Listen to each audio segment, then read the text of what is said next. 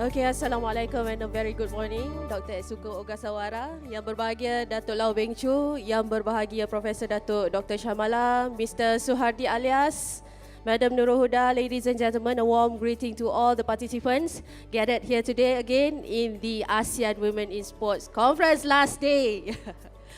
and we are delighted to have each of you join us for this exciting event, and we look forward to a day filled with knowledge, sharing, collaboration, and meaningful discussions. We're thrilled to kick off this conference with a truly special moment, our second keynote address. Without further ado, we would like to invite Dr. Nurwina Akmal Anwar from University Kebangsaan Malaysia to introduce our speaker.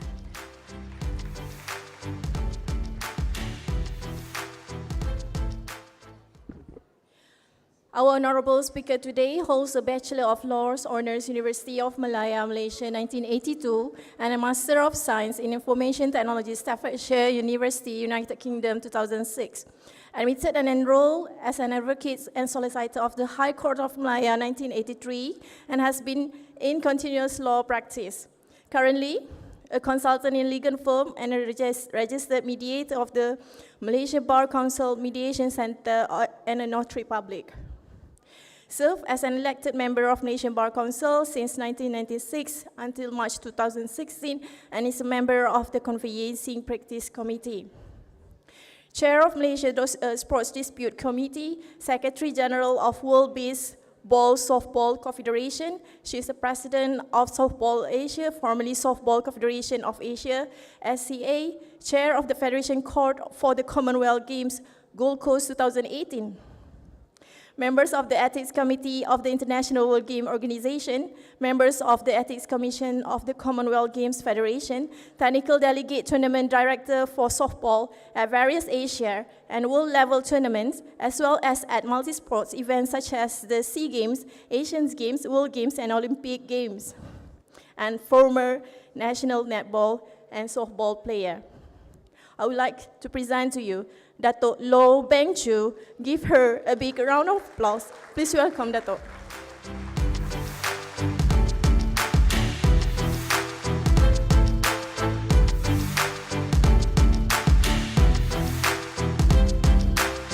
Thank you, Saudari.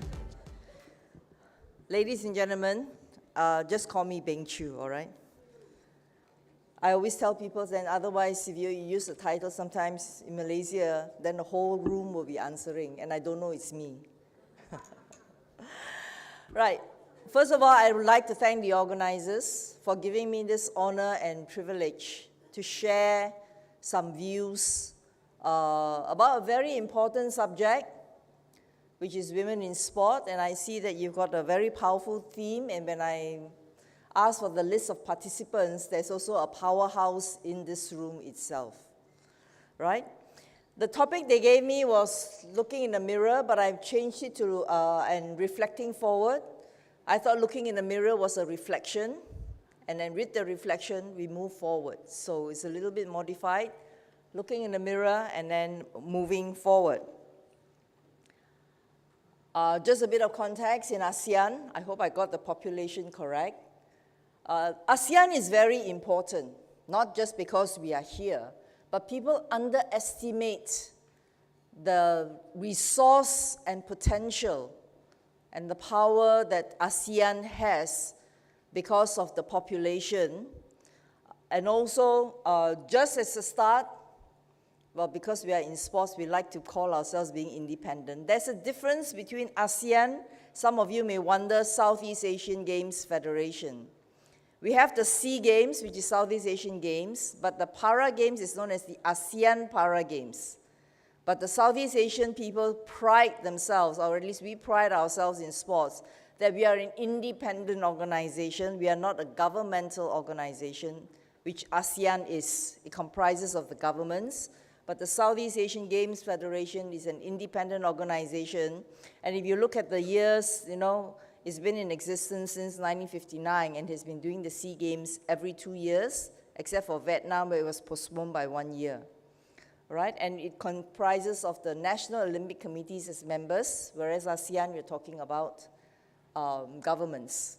And why I say it's very important is look at the number and look at the figures of females, which is the whole world at the moment now. The population, there are more and more women and more females. And therefore, it's not a question that you have to have them, the question that it's a smart move, because otherwise you're not using your full potential and full resources. And of course, we all know the diversity in ASEAN. We are multicultural, multi-religious, and of course, great differences. I mean, I just came back from Singapore. It's like a totally different world, right? I'm not saying whether it's good or it's bad. It's just a different level of development, different level of progress. And then, we had the SEA Games in Cambodia. So, and I'm not saying that Cambodia is backward. It's just that they are all in different platforms and different levels, all right? This is what we like to say. It's not who is higher and who is lower. We are all on different platforms. We are all finding our own pace, right? So very important that we look at, because every level is different. And here, I think when we talk about women, we are not just talking about in ASEAN, we're not just talking about sports, we're talking about in every sector. Now, you don't have to worry. I think you will get copies of the slides. So maybe whatever's on the slide, you don't need to. I know I'm one of those very guilty ones last time as well. You keep writing, and you're not listening. All right? So just make notes, but you will be getting a copy of the presentation at the end.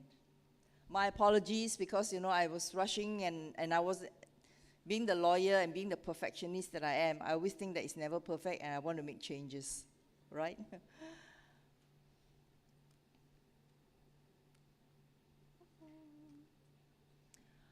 Now, I don't think I need to tell you the power of sport, all right? The transformation that sports can bring, and in the words of the late Nelson Mandela, sport has the power to change the world. It has the power to unite people in a way that little else does. And it speaks to youth in a different language. I think we all know. I think those of you in Malaysia here, you knew that when we had the SEA Games, the last SEA Games here, right, in 2017, the whole nation was united. And of course, my good friend here, Marina was the CDM. We planned, like Marina, about 4 years to make sure that, and intensified in 2 years, to make sure we were overall champion. But the message was, we compete as Malaysia. One Malaysia, all right? So, when we talk about sports, we try to be fair, we try to be inclusive, But remember this, it is not just about numbers, it is not just about having more women. Remember that. And of course, the major challenge is, how do you advance and have sustainable partnerships with everyone? It is not a question of, when we want women in sport, we exclude the men. We want this position, we exclude other women, all right? It's a question of harnessing and building sustainable partnerships so that we move forward together. So the major challenge is not only to make changes in sports and other sectors in society for more gender balance, because the population is increasing, not just now, but also in the future. And I think the dynamics is such that there will probably be more women than there are men. But it is also to make the environment safe. So it's not just a question of participation. The two challenges, not just get the women in every sector, and I'm not just talking about sport, even in a working environment. Let's not kid ourselves. This is a male-dominated society, male-dominated community, male-dominated world. So let's not kid ourselves, all right? And because of that, you also have to make sure that when we get women, when we get young girls involved, the major take in international sports today is the environment safe. That's why you hear about what are the guidelines, what are the rules for harassment and abuse, not just in sports, but overall in the work environment. Even for us in our legal profession, it is also an issue that we take up, all right? So major take at the moment now is safeguarding against harassment and abuse. I think we all know what all the challenges that women face, right? I don't think I need to repeat all this: discrimination, your cultural background, there are funding issues, there are less opportunities, and of course, media coverage. Even when you get media coverage, when they interview an international woman champion, it's always a domestic issue. But when they interview the men, it's like, how do you get better? How do you improve? It's a totally different, I would say, a different world altogether when you go to the media and they do coverage, all right? So it's a question that if the prettier girls get more photographs, more news, and the not so pretty ones, maybe not, but the guys, it's a different story, okay? So the context, sometimes equal numbers don't tell the whole story, all right? Sometimes it's a portrayal. So before you jump to conclusions, before you jump at anything, I think that picture tells you, when you look at the first one, oh my gosh,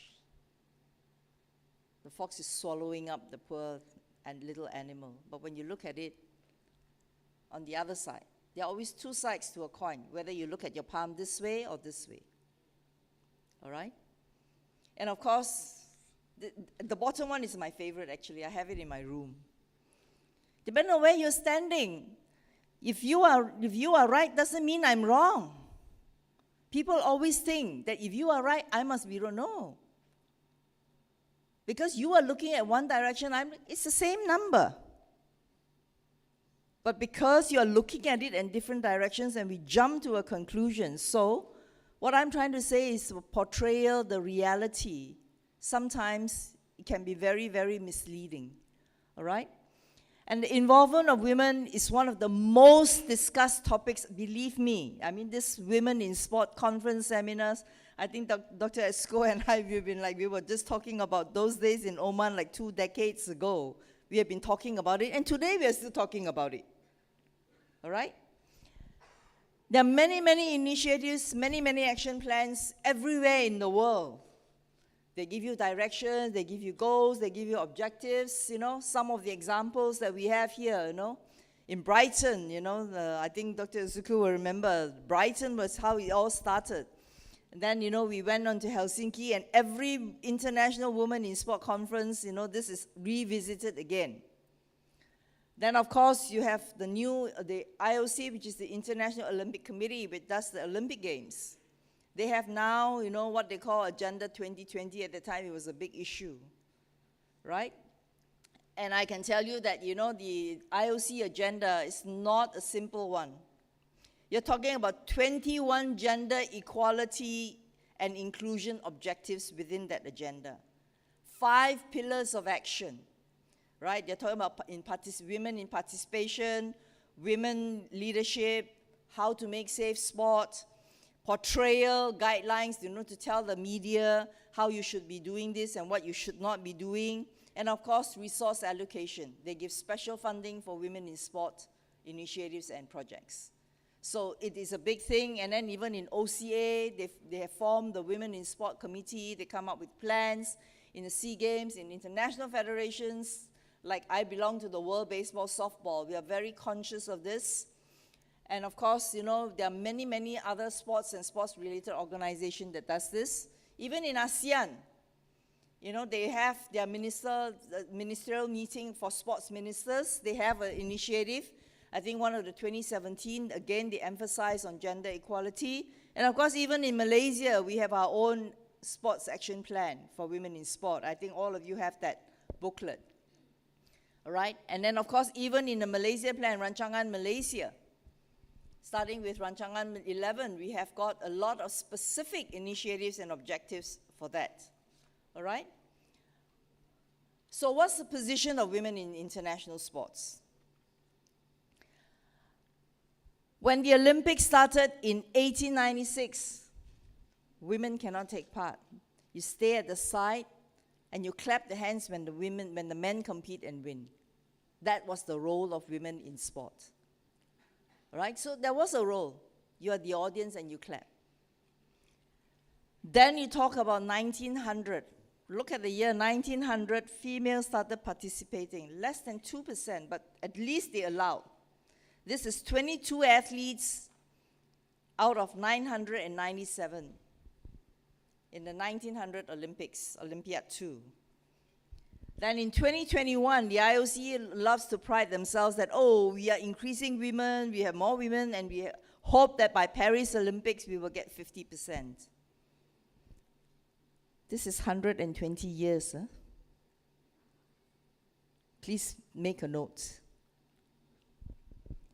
But then, it's easy to get women athletes. You know why? Of course, I will include women athletes because the women, especially even in Malaysia at the last games, the women won more medals. In Malaysia, I used to tell everyone, do you know that we have more female world champions than we have males? So, it makes sense for you to send women because they win more medals for you.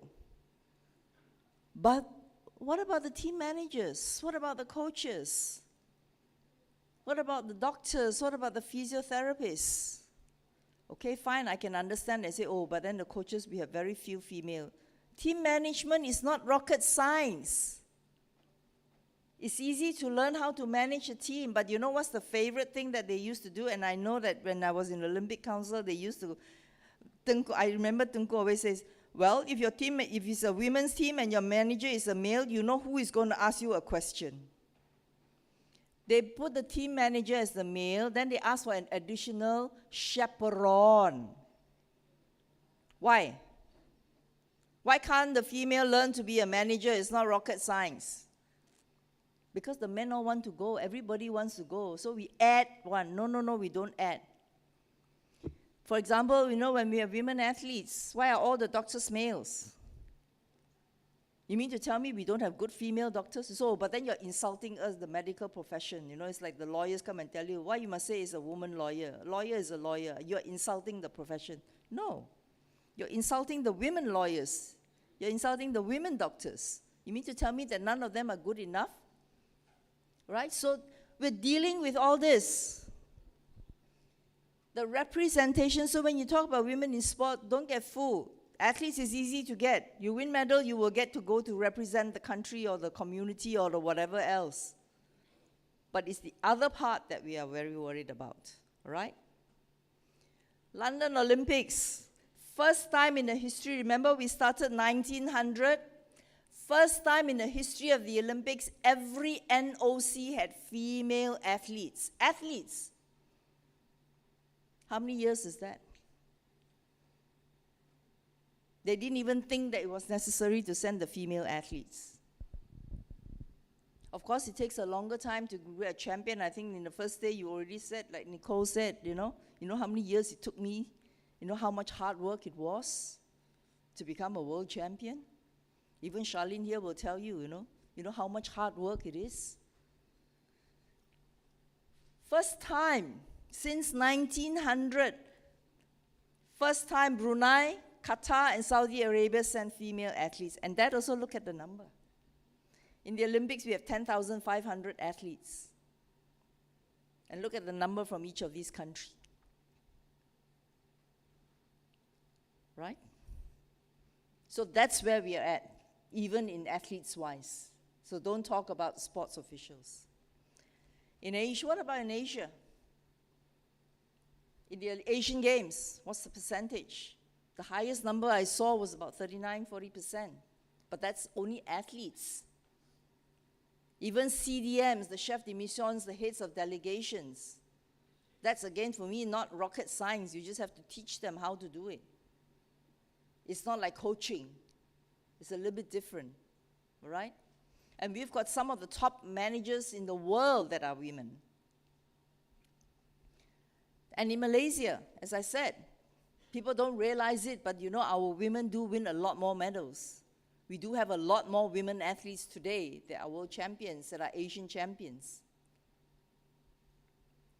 And of course, what about other levels then? Yes, the women need to come forward too.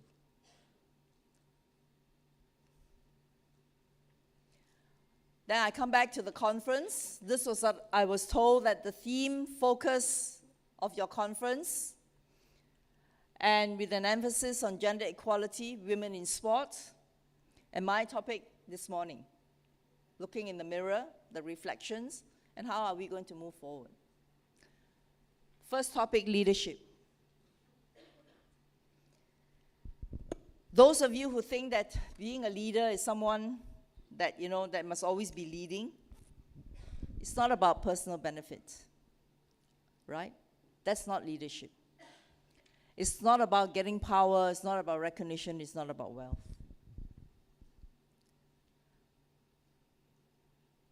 It is about having the purpose and passion to make a positive difference.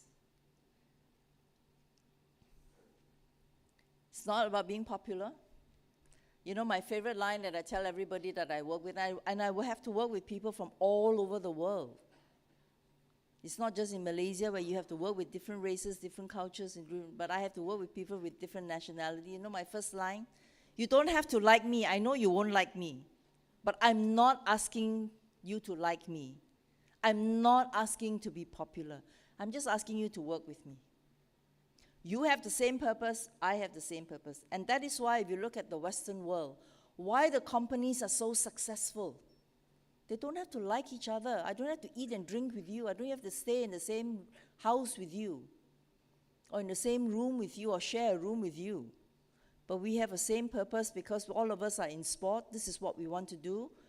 With the same purpose, we can work together. When we're finished in the boardroom, when we're finished in the meeting room, you go left, I can go right.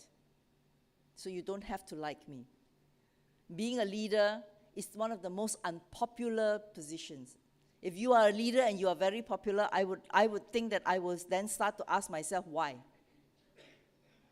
All right? It's to give and not just to get. Right? Look at that little box there. Leadership is an action. It's not a position. It's not about being president. It's not about being, the head of the organization. It is whether you are able to inspire rather than control. Because the minute you control and you don't inspire, when you lose that position, you no longer have control. But when you lose the position and you inspire, you continue to inspire the people.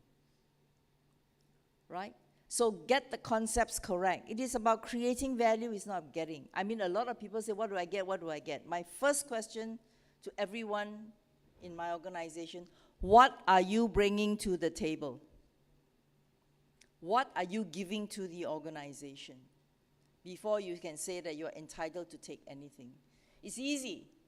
I mean, in Malaysia especially, we have a great sense of entitlement. Government must do this, government must do that, must subsidize this, must subsidize that. And we take away a little bit, oh, you are increasing price. No, we're taking the subsidy, giving you less.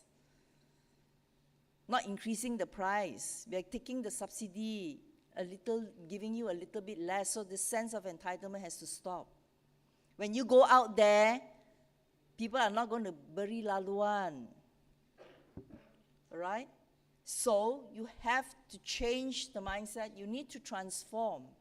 To be a good leader, you have to transform. So remember this. Leadership is an action, not a position. And of course, you've gone to the workshops on leadership. These are just some of the qualities. I don't think I need to repeat them, but this is just a reminder of what a good leader would be. Very important, persevere. Do you know that in sport, you don't lose because you fell? Why do you lose? Because you never got up. In boxing, do you lose because when you're down? When you don't get up, yes, you lose. But when you get up, you fight another day. So you have to continue. I mean, the tagline, never give up. Never give up. And in the famous words of Michelle Yeoh, the new IOC member from Malaysia, when she accepted the award, don't let anyone tell you you're past your prime. all right? Never give up. And of course, you know, this is very important, and I will talk about some of these qualities. Integrity and honesty, this is very important. Like for me, because in my profession, my reputation is the most important thing in my profession, not how much money I can make. All right? And of course, communication.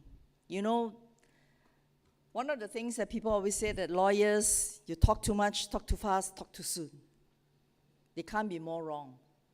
You know, the first thing we learn, when I learned from my master, shut up, sit down, and listen. Because if you don't listen, how do you know what your opponent is going to say? And if you don't know what your opponent is going to say, how are you going to counter the argument? So the most important thing is, as they said, you know, the famous line, why do you have 2 ears and only one mouth? Because you're supposed to listen more than you talk. All right? Gratitude and humility. Some people like to, you know, a position, a title, you know, and I'm up there. But you know, and I learned this when I was still doing my attachment when I was in my in Form 6. I went to Robert Kwok's foundation to do an attachment. You know what he told me? When you're good, just be quiet. People will find out eventually. He said the person who talks the most, and I still have this when I go to court, the person who is the loudest, you know, kita dah tahu lah apa dia nak buat. Because they will tell you everything.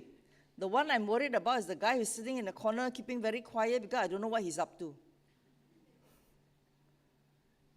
Be humble. When you are good, people will know you are good. It may take time, but people cannot take away that good from you.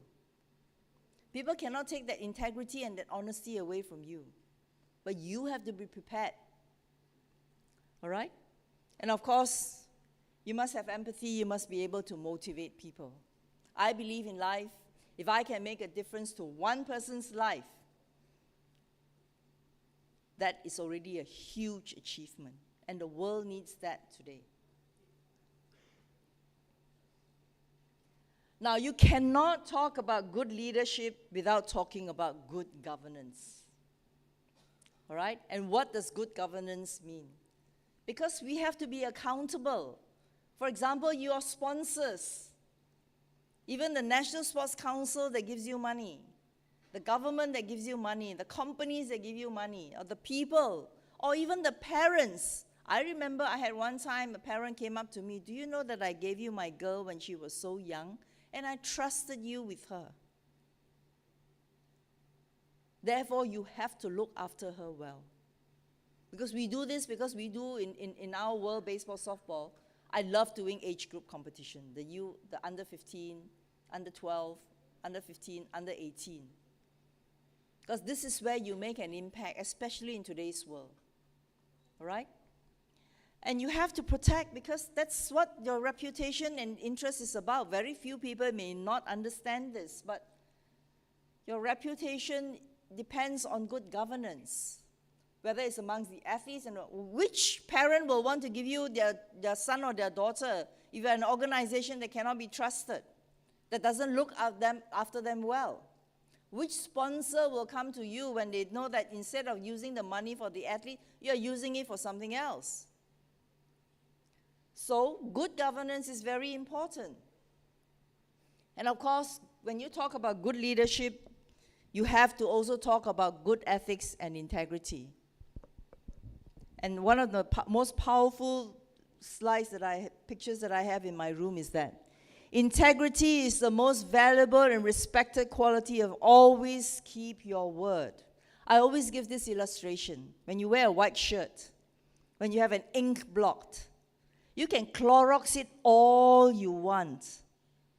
The blot will be permanent. So never allow that ink to smear or to mar your reputation, because you will lose it forever. You know, and one of the illustrations that, in fact, yesterday when I saw, you know, I love watching all this, you know, just to remind myself. It was one of those video where Einstein was doing 1 times 9, 9, 2 times 9, 18, and it came to 10 times 9, he put 91. Everybody was laughing. because they didn't remember that he got it right all the time. But that one time he made the mistake, everybody knew. I think this is all very familiar to all of us, right? People are watching you for that mistake. They forget to tell you and congratulate you, well done, But that's the world. That's reality. All right? And you have to also make sure that it's a clean here in the sense that, you don't have doping. And right now, in our international federation, it's not just doping, it's blood transfusion. And then now we are also dealing with gaming, anti-betting. I can tell you, it just adds more and more and more that we are supposed to look out for because the world is changing so fast. All right? Then we have to have fair play and transparency. Is your selection process fair? For example, when we qualify teams for the World Cup from the Continental, are your rules clear? Why is it that people get more and people get less? Right? And of course, protecting the athletes' right. This is a big thing now. Those of you who are former athletes, I know you are in such a good position. All right? Because everybody wants to know what the athlete is talking about, what the athlete thinks, what the athlete says. Because you've been there. You've done it, as they say, I've been there, done it. And therefore, you understand a lot more. But this is where the athletes also need to be very careful. You don't just parachute and think that, because I'm an athlete, national athlete, or I was a world champion, or I was an Asian champion, and therefore I'm entitled to be that position. What have you done for your sport before this? To think that you're entitled to be doing that. Right?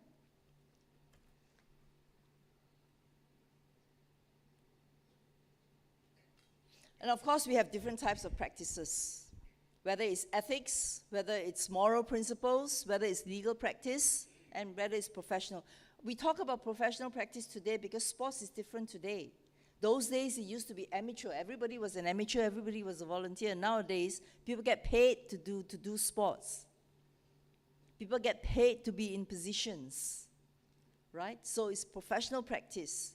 And this is just some of the different types of practices. Like when you talk about ethical, is it moral principles?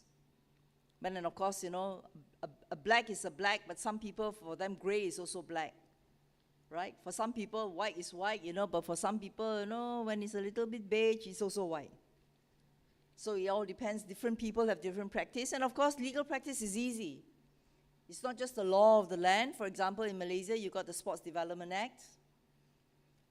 But you also have each organization. Like for us in our World Baseball Softball, we have our own constitution. And I can tell you the amount of rules and regulations that we have drafted is not funny anymore because the amount of reading I have to do. Fortunately, I'm a person who likes to read. Otherwise, have you been doing that? Before you even step onto the table. One of the things that I learned from my master when I started practice, don't you dare walk into court until you have prepared your file, even though it's a simple case. And until today, I try to practice that. One of the reasons, like for this one, I couldn't give because, it's like when they asked me to do, no, you are not asking me to just go up there and talk crap, I need to prepare because this is a serious matter. When you talk, people want to listen. And if one of you here go back and it has made an impact for you, I would have achieved that objective. That means it was prepared and people were listening. All right? So always remember that. Be prepared. You cannot just walk in there and think that, I'm so and so and therefore. Why? Why should that be? Right? And of course, the integrity in the task is performed. How do you do it? Is it professional? Is it believable? Can you be trusted?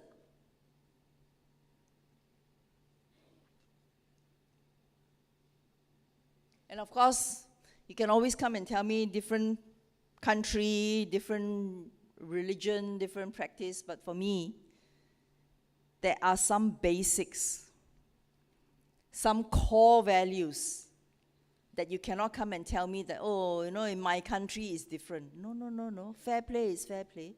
Non-discrimination is non-discrimination. No matter which country, which nation, or which, corner you come from, it's the same.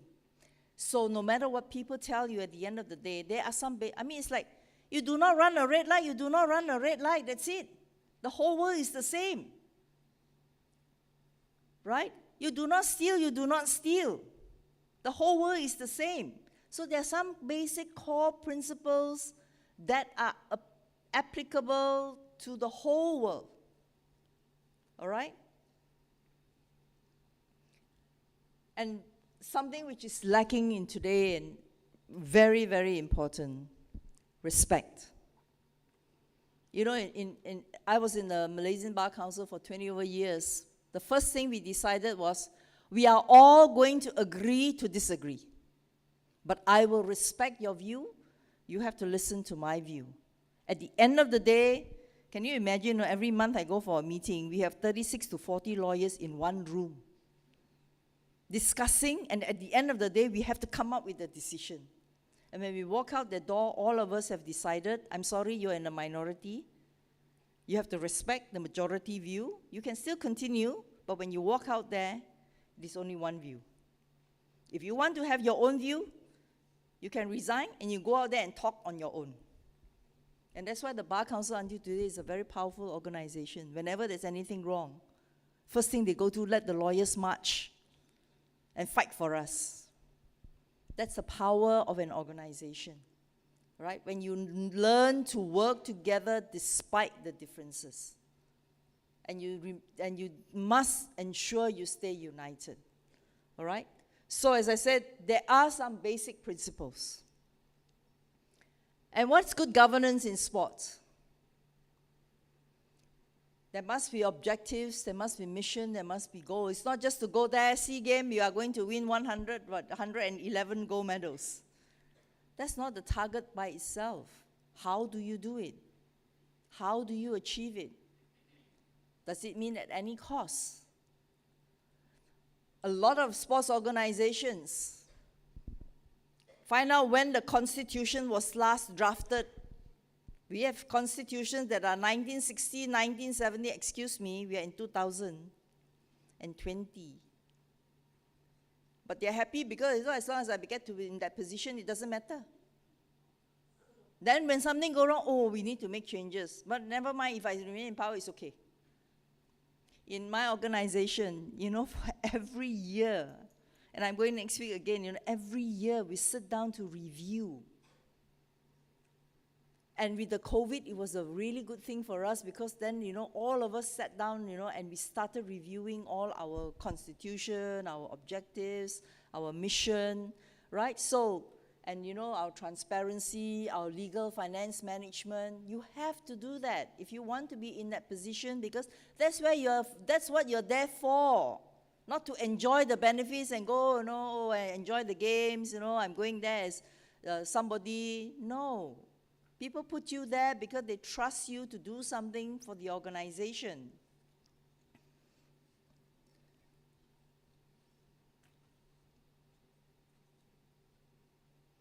And again, some of the basic principles of good governance. You need to make sure you're up to date. This is in anything in life. I mean, one of the reasons why people ask me why, from a lawyer you went to do IT, because all my friends were talking IT at that time. And I couldn't understand what they were saying, so I told them, I'm going to come back and I'm going to be able to talk to you in your IT language. Because we were using legal jargon, they were using IT jargon, so we were on different planets. Then I decided that, look, I want to be part of that planet because there's no choice. Today's world, I just came here from Hangzhou. My God, I thought I was in a sci-fi movie. It's a totally different world, all AI, all IT, and if I will go there without knowing anything, I'll be totally lost. All right, so you need to keep up to date. What needs to change? The world is changing. If you don't change, you're going to get left behind. People have changed. Values and the way that people think has changed. All right? Then, of course, you need to have, how do you deal with discipline and complaints and appeals? Yeah, you can tell me, easy for you to talk, you're a lawyer. But every organization must have that. What happens if there's an issue? I know that, when I was asked to chair the sports dispute, I was like, oh my goodness. Looking at all the associations, First of all, I need to understand that there's as they say, the heaven and the earth between the organizations. Do they have a process even to deal with a dispute? No, president decide. And then everybody must follow. If you don't like, we will kick you out. But that's not the world. Today's athletes, especially, and officials, they will go and appeal to a higher body. And if you want to be part of the international arena, you're going to be bound by the international forum that they are going to. Like, for example, the Court of Arbitration of Sport.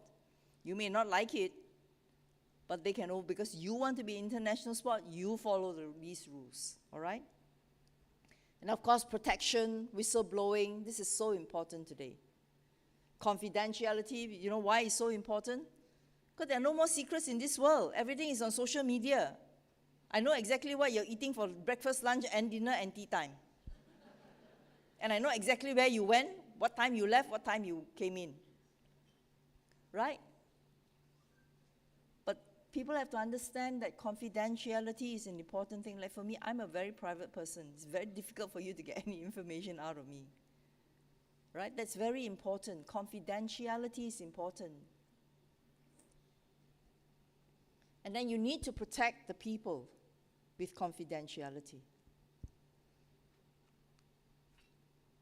And some of this good governance practices, right? I've actually put it up a little bit more in detail so that it's easy for you when you look at the slides, rather than to just put a one word, all right? So when we talk about it, you know, when you talk about ethical standards, yes, you can come and tell me, oh, you know, if I do it, if it's correct, it's good for me, it is good. Not so true. Because as I say, remember, there are some basic good governance practices and rules and regulations, all right? And you have to maintain independence. I know it's very difficult, especially in the political world, or even in the sports political world, it's even worse than politics, I can tell you that. Because in politics, you have to answer to your rakyat. If they don't like you, you don't get voted in. In sports, it's okay, all of us, we vote everybody in, all of us will decide where we go, what we do. We don't even have to be accountable. If athletes don't do well, not the official's fault, you know, athlete's fault. At the most, sack the coach. So when are the leaders ever accountable? All right? So when you make a decision, you need to be independent. It's very important. And independence is where integrity, transparency, accountable, because your stakeholder need to understand that when you make this decision, were you influenced because I told you to say this? Or did you make the decision because that's the correct thing to do? Eventually, the correct decision will be the one that's going to hold you through. Not somebody told me I'm popular, or nanti dia tak suka, you know, or, you know, affiliation to somebody. Eventually, you will fall. Eventually, right? And also ensure communication. This is everywhere in the world. You know, when we send notices to all our members, all them, oh, I didn't receive. Can you please check your email? Oh, yeah, it's there. You're supposed to send it to all your members. Oh, we didn't know that. And this is a very famous line, right? Sometimes you give to them, and I've chatted so many meetings with team managers, you know, you tell the team manager, can you please make sure your athletes know about this? The next thing you're going to ask the athlete, nobody told us. Your team manager is supposed to tell you. Same. The leaders are supposed to tell their membership. But people don't do that because, you know, it's like, I am the one who knows everything, so if you need to know anything, please come to me, and therefore I'm important. So for an organization to work, and why is that important? Because you cannot do this alone. The world is growing. So if you don't want to grow, you can continue in the dark corner with a single sprout slowly trying to grow, and the whole world has flourished into a big garden. All right? And this is just some of the measures under the United Nations, the 8 factors for measurement. What is good governance and how it is measured, all right? You can go into the UN site, you will be able to get this, and they will give you all the different factors, all right? Now, why is it important? Because you become more efficient. You become more inclusive. You get more people in there. You have a system of check and balance. You encourage trust. People believe you, right? You unite the people. When you are credible, more people will want to come and sponsor you because they know that you always act in the best interest of the business or the sport, right? You are more stable. You are more sustainable. And you reduce the risk that people will be able to attack you. That will allow you to grow faster. So in summary, I've got all these little things in my room, you know, on a big board, just to remind me. Trust is just like glass. Once it's been destroyed, it will never be the same. You can use super glue, you know, but the cracks will always be there. And just a little pink and the glass will break again. Right? So good governance is, as I said, doing the right thing, doing the correct thing, not the popular thing. It's being honest about what you're doing. Are you doing it in the best interest of this business or the sport? All right? And of course, this is taking responsibility for your action and decision. As they say, sorry is the hardest word to say. But the first person who should raise the hand, I'm sorry, I'm responsible. How many people will do that? As they say, when you point at someone, 4 fingers are pointing at you. When you do this, you are pointing, do you know that you are supposed to be responsible because there are 4 fingers pointing at you and only 1 finger pointing in that direction. So you need to take responsibility for your actions, right? Keeping up with the trend. So it's not just about good governance, ethics, and so it's not easy to get involved. You need to keep up with the trends. What is current trend? And the biggest issue, currently is in the international sports arena is diversity, equity, and inclusivity. And if you think that, getting women in sport is a big issue now, that is a smaller issue. The bigger issue we are dealing with in sports is people now decide what gender they want. Because it's a human right for me to decide. In some states in the US, it is legal to be born a male, to decide you want to be female. Your parents have to bring you up as a female, and they want to compete against the female. Excuse me. The females are supposed to compete with the females, not with the males who decide they want to be females. But that is a big issue today. It's not just about transgender, it's not just about getting women in sports. So you need to keep up with the times. And we're talking about, it's not equality. As I told you, it's not about numbers. It's about equity, it's about fairness, it's about being inclusive. Right? So stop going around that you want 50% women. It's more than that. So what if I give you, okay, I create another 5 positions, and I always tell people it's very easy to get more women. 5 vice presidents, I just have 7. And the additional 2 are women. So I got more women. What's the point? Right? So it's about being fair.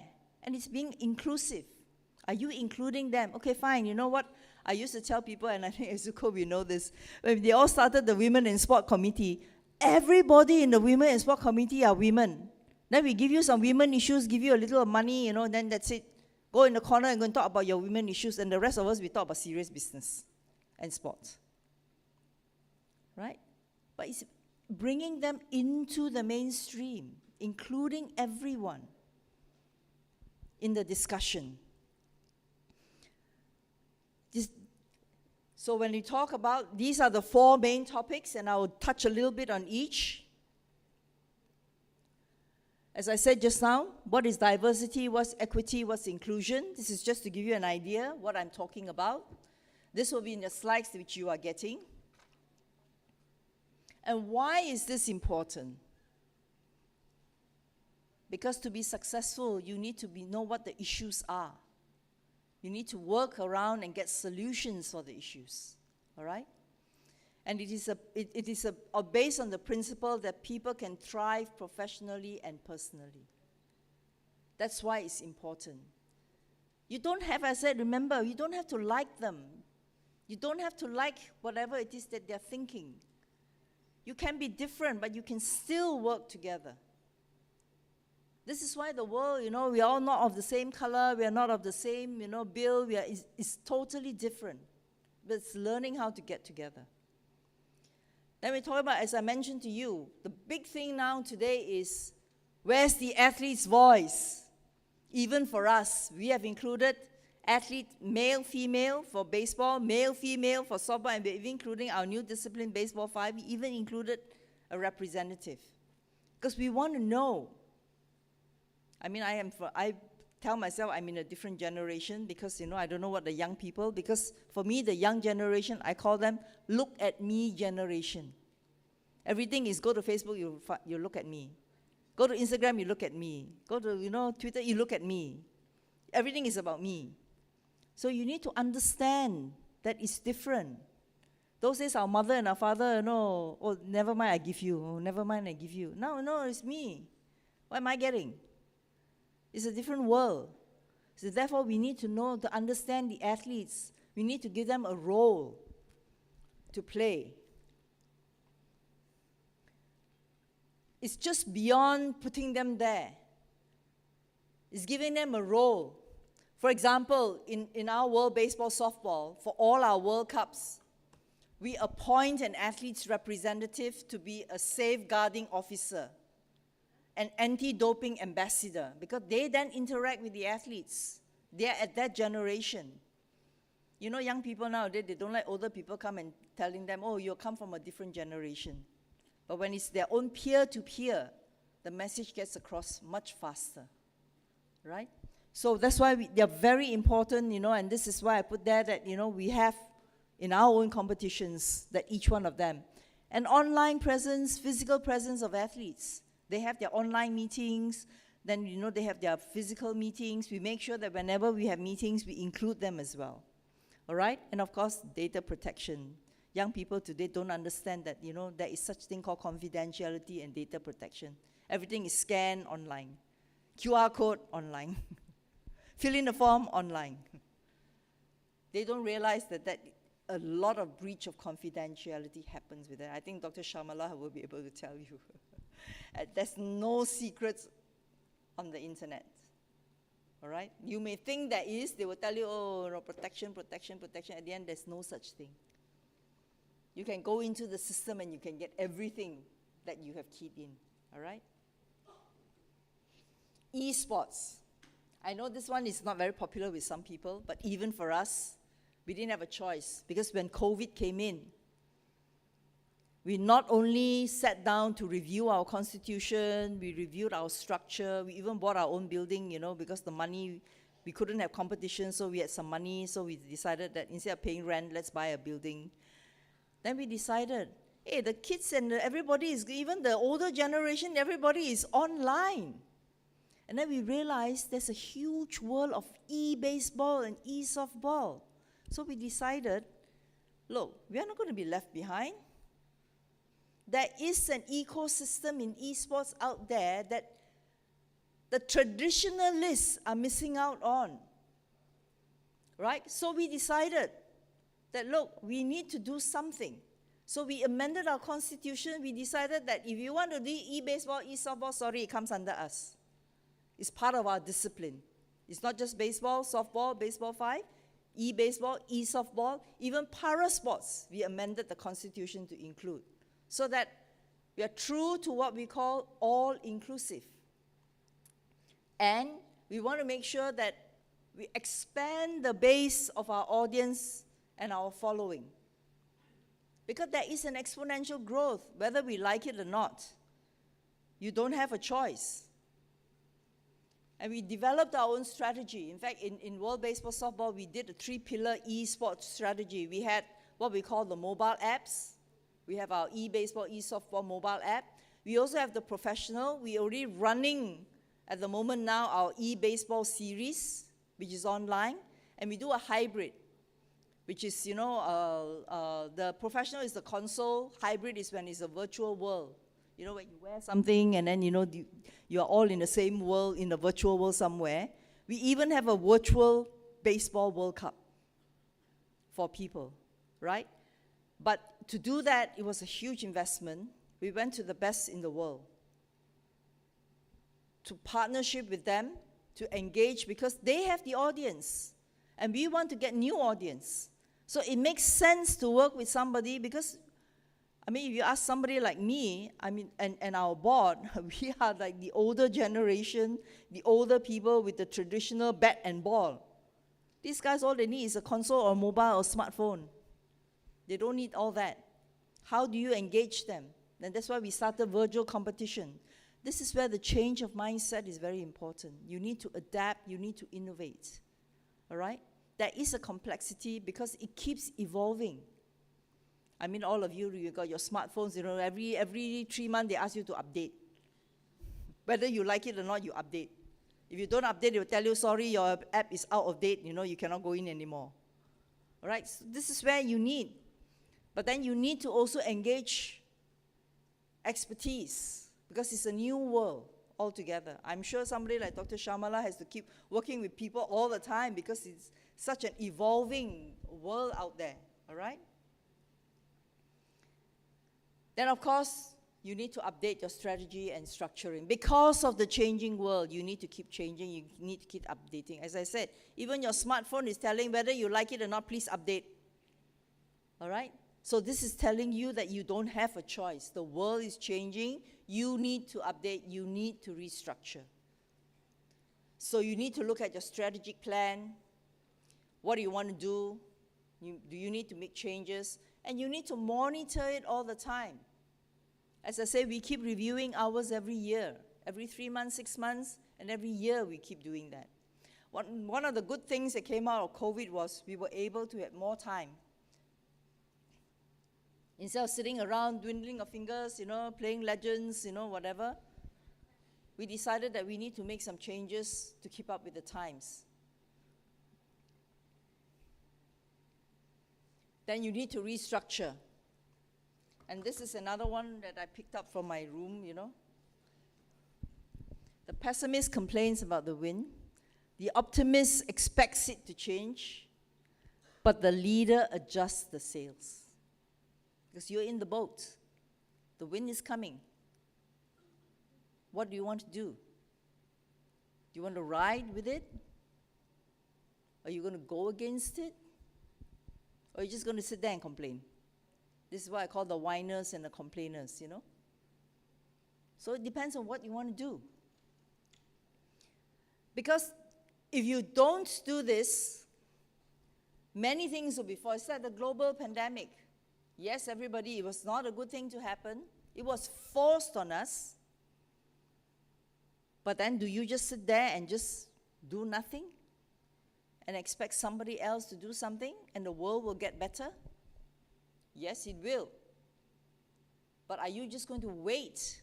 Or are you going to adapt, make changes, restructure, and find new ways to work?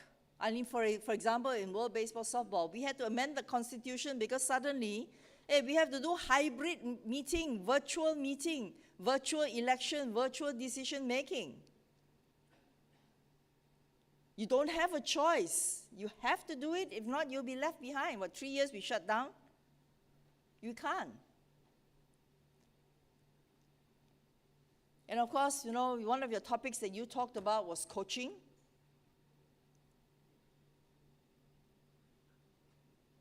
The role of a coach. You know, when they first used the word coach, it's during the Western movies, remember, the coach is you bring one thing to another. That is essentially is how it started. So for me, the base, and I took it on one of the management books, to convey a valued person from where he or she was to where she wanted to be or can be. That's what a good coach would do. From this to get to something better. Right? Yeah.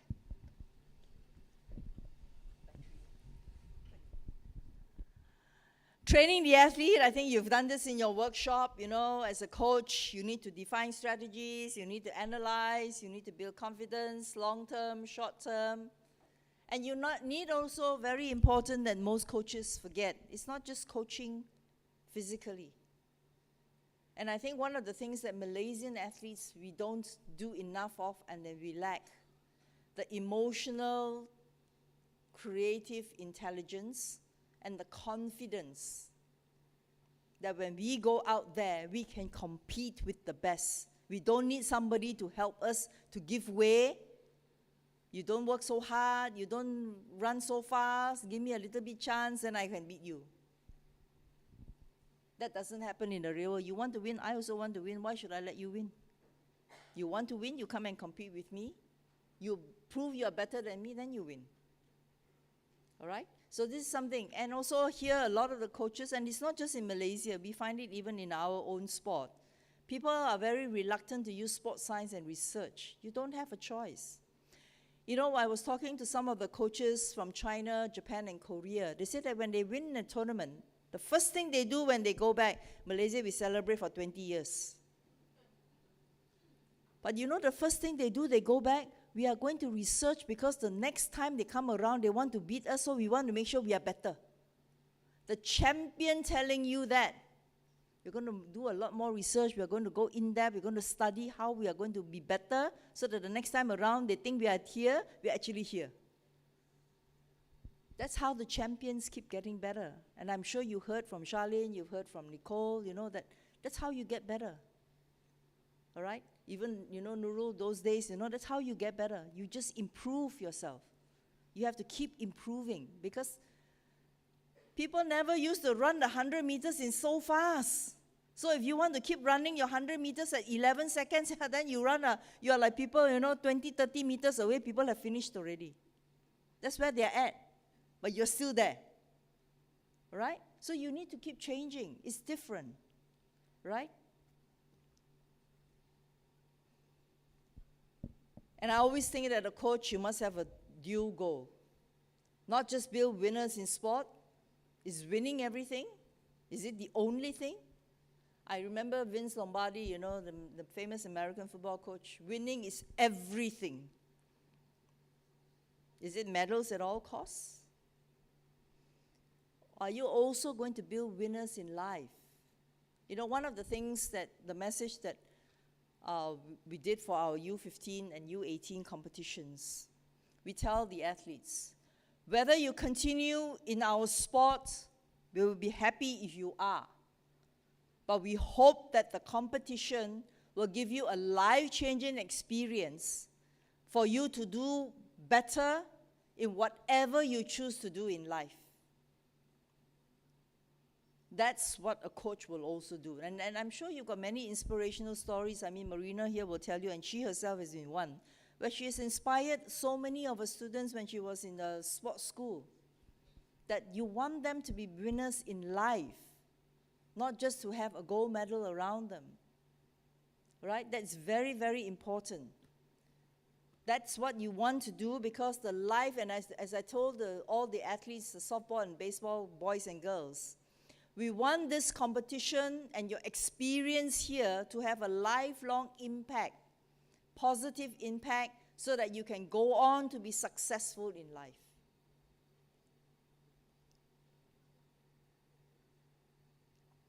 But you have to be realistic about human nature. And I always think that, and I extracted this from one of the books that I read, coaching is like holding a bird in your hand. You cannot put too much pressure, but you also cannot hold it too loose. right? It's finding the right balance with the person that you want to train. Of course, sometimes you need to do some cleaning up. You know, as I read this morning in the papers that Nicole said that, you know, to become a world champion took her 4 years, but she had to start from scratch. So sometimes you need to clean up. Maybe Malaysian sports here, we need to do a cleanup and start again from the basics. And this is why I told the Chinese women's softball team, because, you know, they have potential. They got 2 billion people. If Lindan doesn't play, they got 10,000 Lindans lining up, you know, to take over. So they have potential. Then I told them, build a new team, give yourselves 4 to 6 years. And I tell you, they have a young team now that can be very lethal. They are good. Because the first thing China do is, you know, if you watch the hockey finals for the men and the women, do you know that the Chinese team were running up, running down? I said, they were like robots. Military training, their fitness. And I told the Japanese president and the coach, I said, you're very lucky your Japanese team is more skillful and they played longer. I said, you watch the Chinese team. They are physically so fit, it's unbelievable. Just wait until they get the skills. Can you imagine the combination? But they work hard. Yes, China is big, but they prepared for the game. It's just like the SEA Games that we had, Marina. We prepared. It's not just going there. We want to win 111 medals, and therefore we will win 100. And we will make sure that we win. How? How do you do it? What do you do to get there? Right? So as a coach, you need to understand that, you know, yeah, sometimes, you know, as they say, it will crap on your fingers and you need to clean up a little bit. But it's in your hands. It's not always what it seems, all right? And these are just some of the characteristics of successful coaching, which you have done in your workshop, right? So as I said, it's not always what it seems. And of course, I plug this again from another book I read. The mediocre leader tells, the good teacher explains, the superior teacher demonstrates, but the great teacher inspires. And this is what you should aspire to be. You must be able to inspire so that it's a lifelong teaching, a lifelong effect, lifelong result. This is where we all should be aspiring to be. And of course, you had active lifestyle, you had voice and visibility as your other focus, you know. Again, it's not active lifestyle, it's not what it seems, you know, in that picture. If you can see both, great. Just flip the picture upside down. You see the beautiful lady. You just need to make a change. And it depends on how you look at it, all right? And it's about voice, it's about visibility. To hear before you are heard, right? To see before you are seen. To portray and perceptions, all right? And then you need to ask yourself, what is the truth? What is the reality? You know, we all like to live in this, I have a favorite term for it, I call it la la land, you know? Where you live in a world where you don't want to accept the reality and you think that you are still there. This is where people live in the past. They don't face the reality to move to the future. As they say, if you're still living in the past, you're not even in the present. Also, don't talk about the future. Right? So, moving forward for women, just remember this. Having more women is not a woman or gender issue. It's good governance. Because then you are making the best use of all available resources. Right? Getting gender balance is again, you know, not a woman issue. It's again good governance. But then for the women, men and women need to work together. I've been very lucky in my sports involvement. When I first got involved in sports, it was a male president that gave me the opportunity. Then when I was asked to come back to serve the country for Malaysian sports, again, it was Tengku Imran that gave me a lot of opportunities and supported me until today. All right? And when I went to get involved in World Baseball, my president, Ricardo, in Italian, is an amazing man and very, very inspirational. I'll give you an example why I look up to all of them and I learn. And I don't want, I said, I've already achieved what I want in life in sports. Actually, I want to go back and do a lot of things I want to do in life, which I don't have time yet, right? He can come, and the president can come and tell me, Tengku or even Ricardo can come and tell me, you know, afterwards for the women's softball gold medal, I don't need to give the medal, you give. It's a women's sport, you portray the women's sport, you've been fighting for them. I don't need to be giving. I'll give the man, you give the woman. That's what a true leader is. That's why they are such inspiration to me. It's not about them, it's about the sport. It's about how we portray the sport. It's about the face. The reason why I got involved in women in sport was because they were cutting out women's sport. I said, no, you cannot do it. Of course, that's the lawyer in me. You cannot do this, you know. How can you do this? You want to tell me to promote women's sport, and yet you cut women's sport. Sorry, I'm going to fight you. And we are never giving up. All right? That's why until today, baseball, softball, in, out, in, out, in, out, because we are never giving up fighting. And we will continue to fight. Right? So,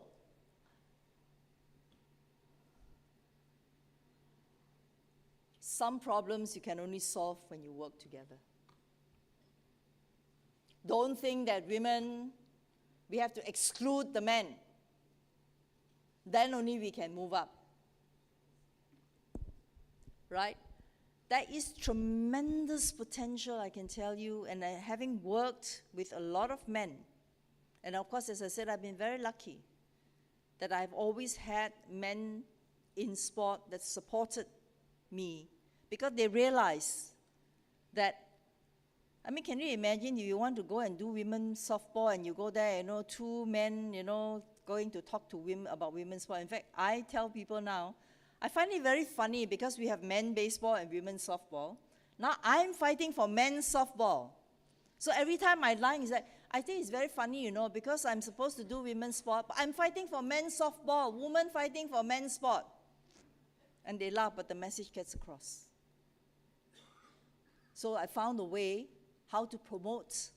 Because I say it's men and women working together. We can't solve this alone. All right? So remember, look at the picture. You can keep trying and trying and trying, you will never get across. But if you work together, you will be able to get across. All right?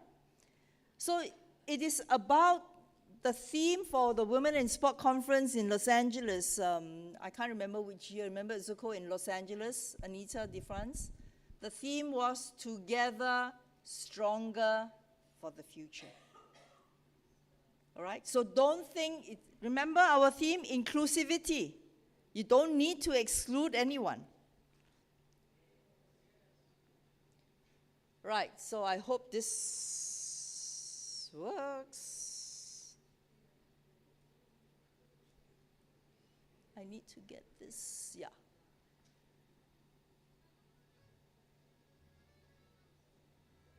Audio? Once upon a time, a turtle and a rabbit had an argument about who was faster. They decided to settle the argument with a race. The turtle and the rabbit both agreed on a route and started off the race. The rabbit shot ahead and ran briskly for some time. Then, seeing he was far ahead of the turtle, he thought he'd sit under a tree for some time and relax before continuing the race. He sat under the tree and soon fell asleep. The turtle, plodding on, overtook him and soon finished the race, emerging as the undisputed champ. The rabbit woke up and realized that he'd lost the race. The moral of the story is that slow and steady wins the race. This is the version of the story that we've all grown up with. But our version of the story continues. The rabbit was disappointed at losing the race, and he did some thinking. He realized that he'd lost the race only because he had been overconfident, careless, and lax. If he had not taken things for granted, there's no way the turtle could have beaten him. So, he challenged the turtle to another race. The turtle agreed.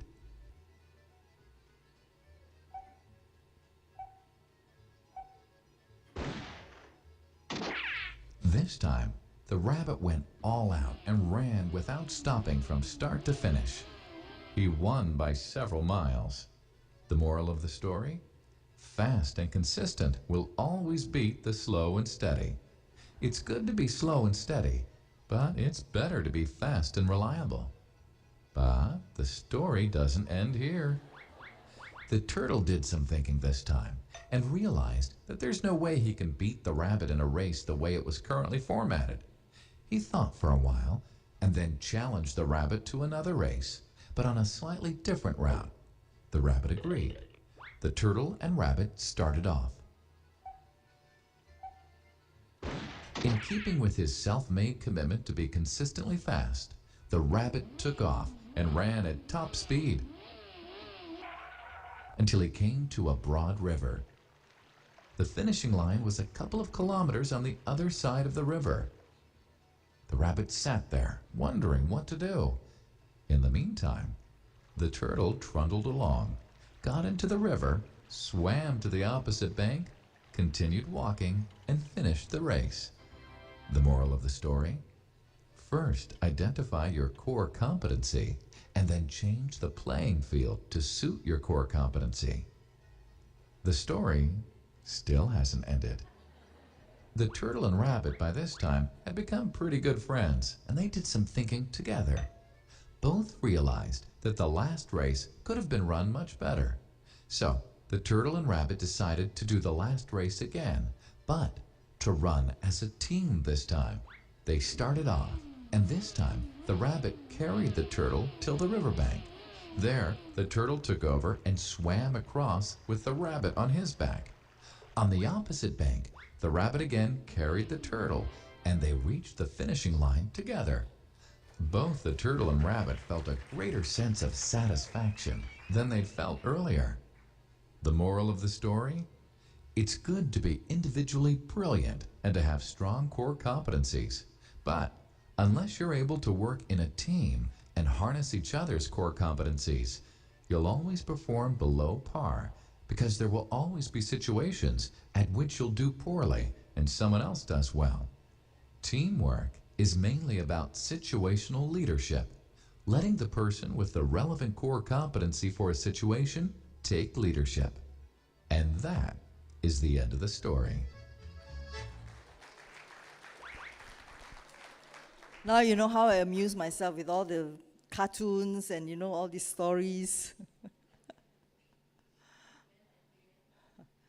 Yes, men and women together, as I said. Because this world is made up of men and women. Of course, now we don't know whether there's a third, gender, and where there are people who want to choose, but that's a different story, all right? Men and women. This world comprises of men and women. It's a matter of getting the competency that each of you have and harness the maximum potential together to get the best result, all right? And of course, I believe women can lead the change. You can be the change agent, all right? And of course, young people is the best hope, because that's where they start, provided we get them in the right direction and not emphasize too much on human rights, and they decide that, oh, this is what I want, this is what I want, this is what I want. All right? You need to get them into the right direction. That's how we get our athletes involved. The sports direction is this, right? It's not just about what you want. As I say, it's a look at me generation now. Everything is what I want, what I want to eat, where I want to go, what I want to do, It's about the sport. It's about your company. It's about the goals. And ask yourself what you can do for women in sport and do it. All right? Allow more female participants, elect more women. Recognize that you can build meaningful and fruitful relationships together, right? Whether it's with government, non-governmental bodies, it doesn't matter, with anybody. You must be able to do that. What do you want to achieve? You can be the best or you think you have the potential to be the best, is that going to get you where you want to go if you sit there and do nothing? Your potential means nothing without taking action. The women, if you want to get involved, you must learn about the culture and the politics. You have to know what your long-term goal, your short-term goals, what your potential, what decisions you need to make, and select the best options. You have a choice, all right? But as I said, remember, don't kid yourself. It is a male-dominated world. In every sector in life, in every sector in society, in the whole world, US hasn't had a female president yet,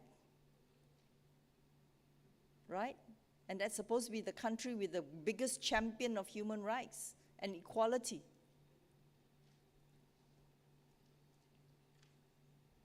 You need to focus your efforts. You need to build plans, right? You need to build, as you saw in the video, what is everyone's strength? What is everyone's weakness? What is your competency? What is going to be sustainable, all right? One size doesn't fit all. What works for this organization won't work for that organization. Like for us in our world, baseball, softball, we have some of the most developed nations who are playing professional baseball, softball. The US, Japan.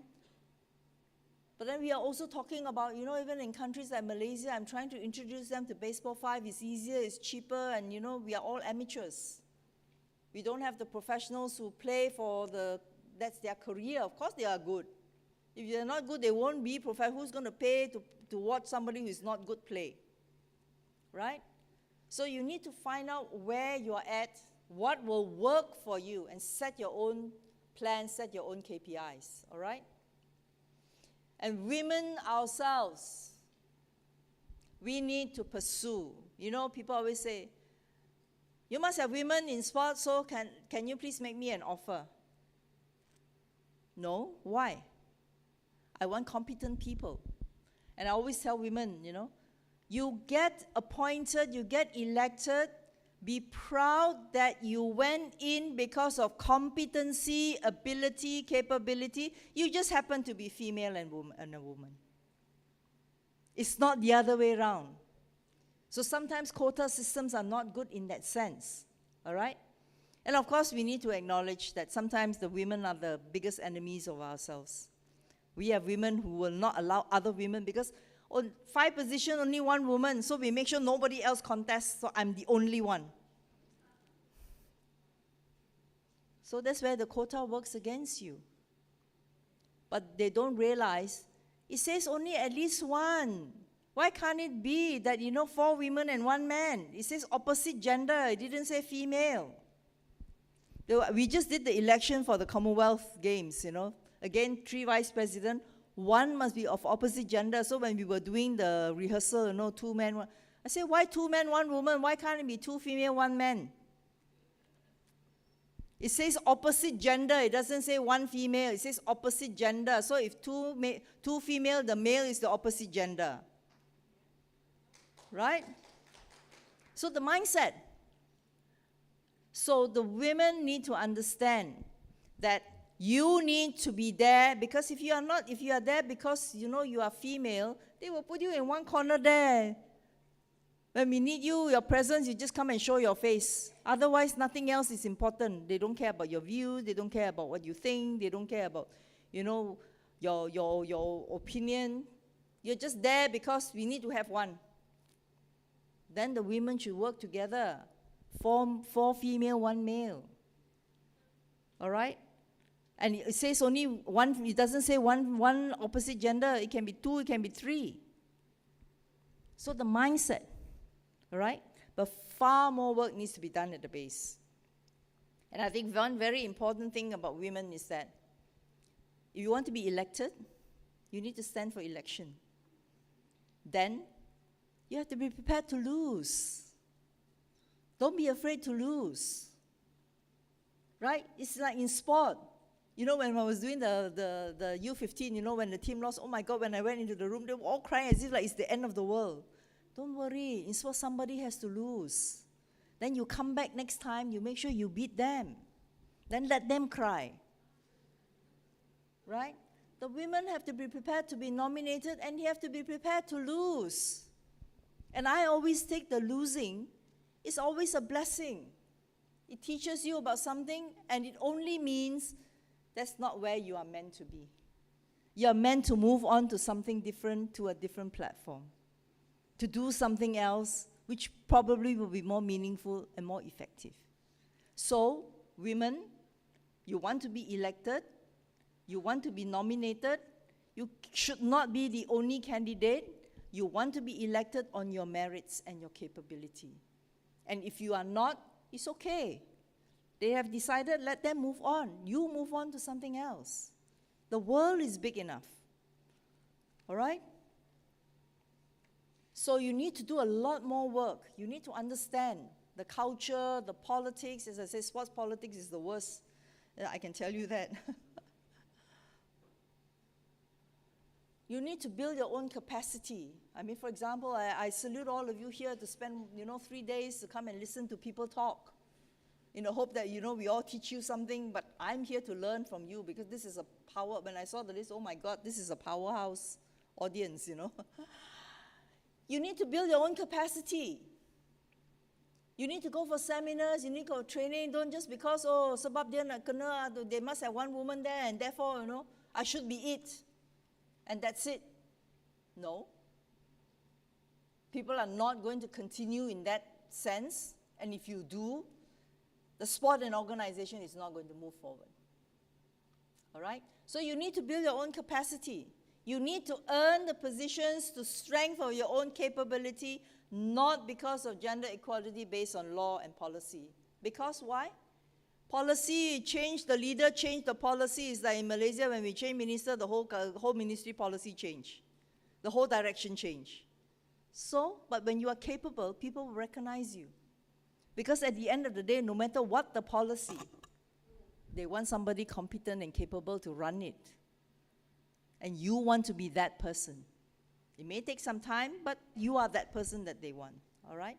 You need to chart your own course, not let somebody veer you. Oh, we give you this, so you do this. You give you this, then you do this. You have to decide where you want to go, what you want to do, where you want to be, and not expect it to happen. All right? So you need to keep improving yourself. Professional development. As I said, one of the things why people thought I was mad, when I first went for my first IT class, I didn't even know what cut and paste was. I thought you take a scissors, cut, use the gum and paste. And the whole class laughed at me, I said, I'm not IT. Okay, then you go 6 months, you go and learn what IT is before you come to the class. And I did that. Okay, I said, I will come back in 6 months and I will do the class. Because if not, I will be left behind. Because all my friends, every time I talk to them, they talk IT jargon. And they don't want to listen to me because I talk legal jargon. So we were on different platforms. How to be on the same platform? I teach them how to understand legal jargon. I must go and learn what the IT jargon is all about. Right? Then we can be on the same platform. So never stop improving yourself. The day you have said, I've learned everything, is the day that you are not going to grow, and that's the last day you're going to be living. Keep up to date. Like I said, you need to know what the trend is. You need to engage the athletes. You need to do esports. Even the IOC is doing esports. They are now talking about the Olympic virtual series. The first one was virtual. Second one was in Singapore, physical presence. And if you haven't been to an esports, it's a real sport. They go there, although they sit there and watch the screen and watch people play, but it's a sport. But isn't that what we do on the field? We go there and sit and watch people play on the field. Here, the only difference is the field is on the screen. Then, it's a question of incorporating what are the values. If you think doing esports is easy, it's not, You've got to be physically fit, mentally, emotionally fit before you can even do it. Therefore, the elements of sports are in there. Then, of course, you need to start deciding that, okay, maybe the certain sports we don't want because, the violence is violent, but tell me some of the sports are not violent. Oh my goodness, the aim is, you must go and injure or literally want to kill your opponent before you can win. But how do you incorporate and turn that around into a positive for your sport? All right? And this is very, very difficult, not just keeping up to date. To have the courage to make the right decision and do the right thing, although it does not serve you personally. That it is the most unpopular decision. I find myself in that position a lot of times, because as a leader, the organization depends on you. Your sport depends on you to do the right thing, and you know why? Because you are not deciding only for one. I cannot decide, for the professionals. I have to decide because I do have a lot of members who are amateurs, players. So when we decide something, I have to take the whole picture together. It's not just for one. As I say, as a leader from the beginning in the slide, I told you it's not about serving you and what benefits you personally. And when you do that, it takes time. I can tell you it takes time. This is where you maintain and you build your integrity, your credibility, and your trust. People will trust you. People will know that when they come to you, you will do the correct thing. They will trust you at the end of the day because they need that. Because then they find themselves, oh, now I've got to go to somebody that I can trust. Who do I go to? I cannot go to that person because they made the decision when I told them how to decide. But this person didn't. So at the end of the day, eventually they will come back to that person. As I told you, integrity is the most important element that you must have. All right? And you need to be sustainable. You need to be sustainable. Okay? How do you want to be remembered? What's your legacy? What do you want to leave behind when you're gone? And this is just one of Aristotle's, in the arena of human life, the honor and rewards fall to those who show their qualities in action. So leadership must take the lead and drive the process. It's not just about strategy, it's about attitudes. Every day I wake up is a new day because I want it to be a good day. The sun will set, the sun will rise, no matter what happens. So you decide whether it's going to be good or bad. That doesn't change, all right? So it's your attitude. And this one I must give credit to my good friend, Dato' Zaitun. I plucked this from one of your presenters. I was listening. Right? It's your attitude, not your aptitude, that determines your altitude. I still remember this slide made a tremendous impact on me, so I must thank her for that. Change is mandatory. How does carbon become diamond? It takes time, but it's change. All right? It's long, it's winding, but it starts, and the first step is always the hardest. That first baby step is always the hardest, but you need to take that first step. If not, your journey doesn't start. Right? And in the famous word of Thomas Bach and a lot of the leaders today, you either change or you will be changed.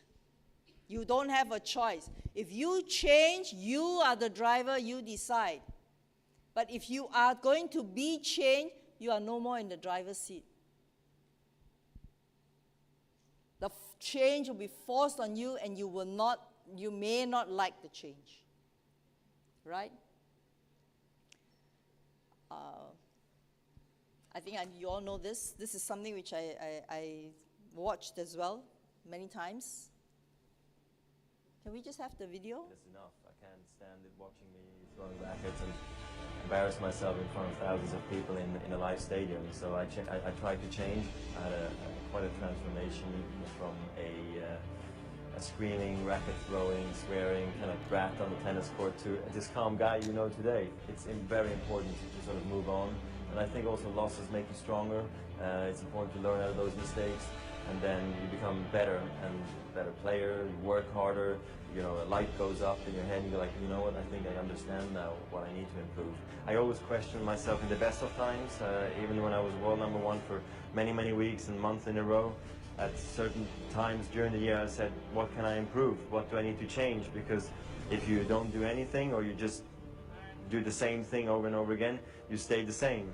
And staying the same means going backwards. It's important for me to actually hear criticism sometimes, you know, because I think that's what makes me a better player, and that means someone's questioning me who really cares about me. And I think that's really important in the business world as well. Because if you never set yourself goals, you can never question yourself, because you just move from one to the next and you say, it's going to be okay. When things are going great, what more can I do? How much better can I become? How much harder can I train? Almost every time I step on the court today, I can maybe rewrite history in some shape or form. And all I can do is give my best, then it's going to be fine.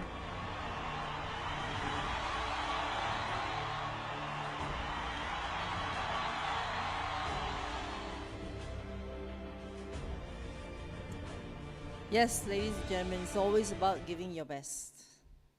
And as he says, you got to keep questioning yourself, how do I improve, how do I change? When I first got this topic, the first thing that struck me when I got the topic, looking in the mirror, the first impression I had was, it reminded me of this one song by Michael Jackson, right? The Man in the Mirror. Now, some of you may find this video, some of the images very disturbing, but that's where it made an impact on me. This is still one of the songs that has made the biggest impact on me in life, about when you want to make a change, what do you do? That's enough. I can't stand. Can we just click that YouTube, the images may be a bit disturbing for some of you, all right? But this is his original video.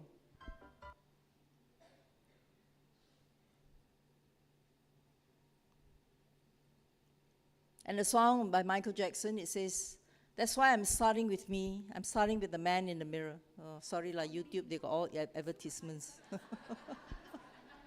I tried to cut, but I didn't have time to cut the video, you know.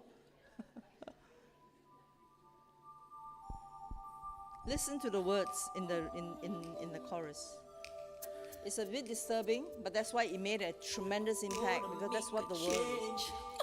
For once in my life, it's gonna feel real good. Gonna make a difference. Gonna make it right. As I turn up the collarbone, my favorite. Listen to this. Coat, this wind is blowing my mind. I see the kids in the street without enough to eat.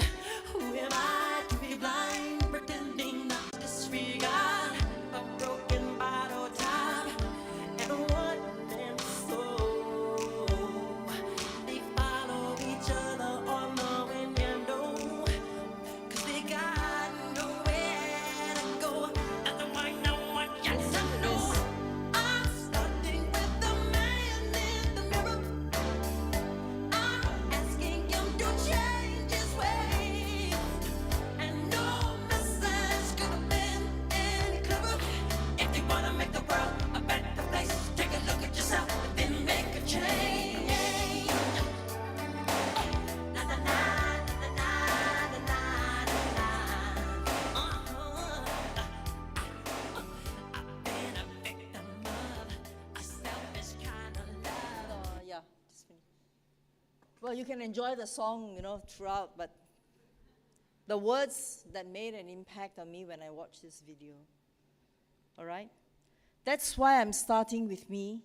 I'm starting with the man, of course, in this case, the woman in the mirror.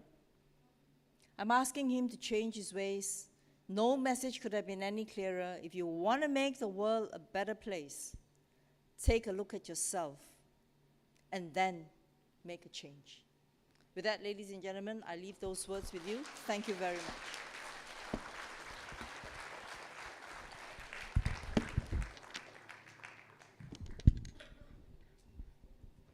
I'm not sure what we are for timing. Does anybody want to feel compelled to ask me something, or do we have time for that? No? Because I think the Deputy Minister is on the way, right? 2 minutes. 2 minutes. Is anybody compelled to ask me something? You have 2 minutes? to be around here until, in the morning. Yes, it's about change, it's about attitude at the end of the day. All right? What do you want? And we are not just talking about women in sport, we're talking about everything. The world needs people to make change, but it starts with us. All right? With that, thank you very, very much.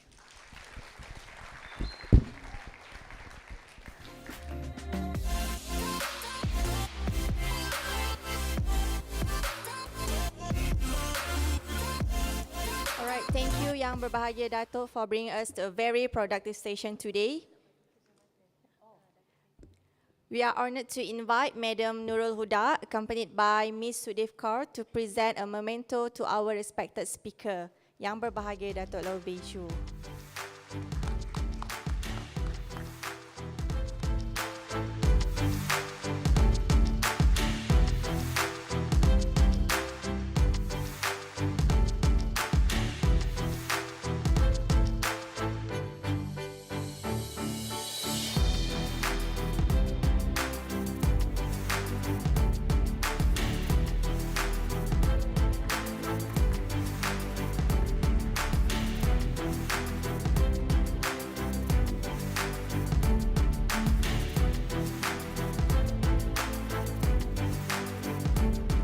All right, thank you. This session has come to an end. So we will proceed to the last final session, the closing ceremony. So we take a break for 5 minutes, and we will be back.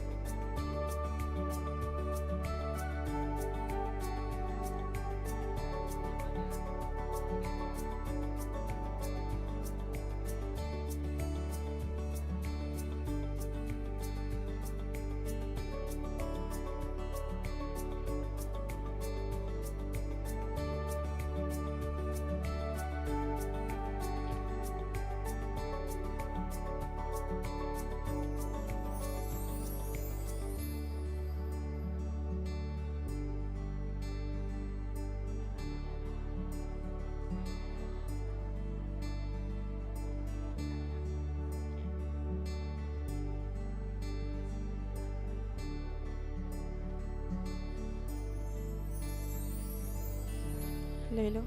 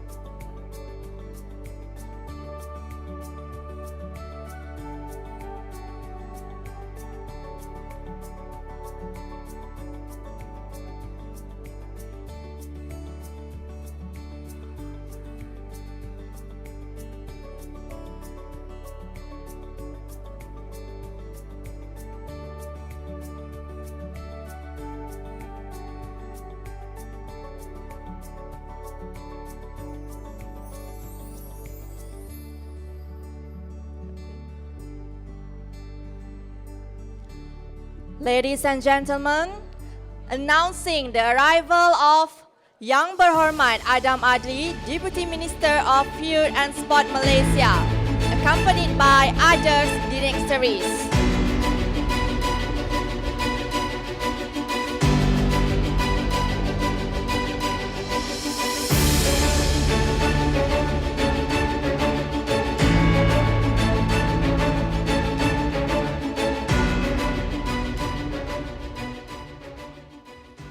Ladies and gentlemen, please rise for the national anthem of Malaysia, Negaraku.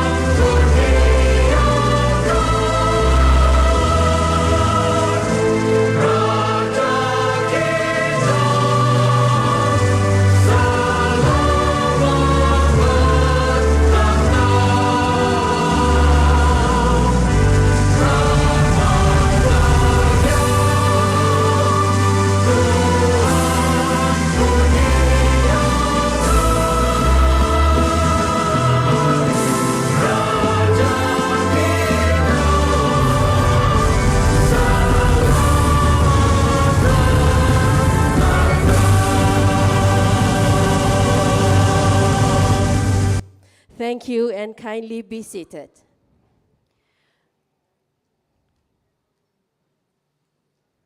Bismillahirrahmanirrahim. Assalamualaikum and a very good morning to Yang Berhormat Adam Adli Abdul Halim, Deputy Minister of Youth and Sport Malaysia, Madam Ramona Muhammad Razali, Deputy Secretary General, Strategic Ministry of Youth and Sport Malaysia, Mr. Abdul Rashid Yaakob, Director General, National Sport Council of Malaysia, Dr. Isuko Ogasawara, Executive Director, Japanese Association for Women in Sport, esteemed speakers, distinguished guests, ASEAN member country representative, members of the media, ladies and gentlemen. Ladies and gentlemen, after engaging and highly spirited discussion on 4 important themes, leadership, coaching, active lifestyle, and voice and visibility, now is the time for us to hear the compilation of resolutions from Yang Berbahagia Professor Dato Dr. Shamala Subramaniam, the head of Moderator ASEAN Women in Sports Conference. Please welcome Prof. Dato Shamala.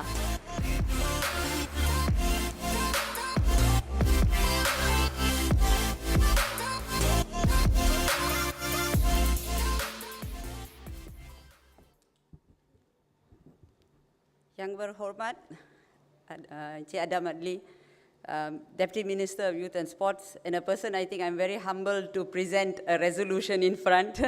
I have the highest respect because I think a person who advocates for the rights of people is, we have an icon in front of us, our Deputy Minister,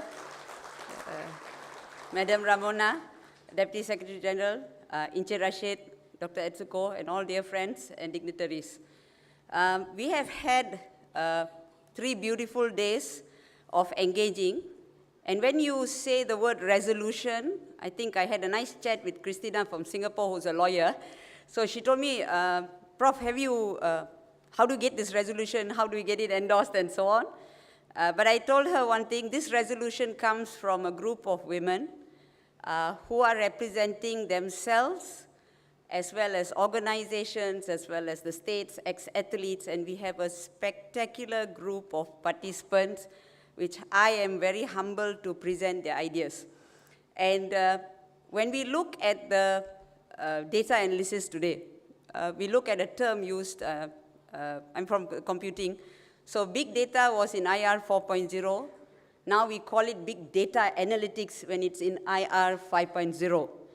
And looking at this terminology, it takes big data to come up with some analytics. So what does big data actually mean? Millions of data. And the world of AI is actually using so much of algorithms that you find terms which are called deep learning, machine learning, neural network, fuzzy logic to make sense. So today, in this room, we have had 100 over participants. And how have we come up with our big data is by the participants themselves from their vast experience, various, from national athlete right to grassroots.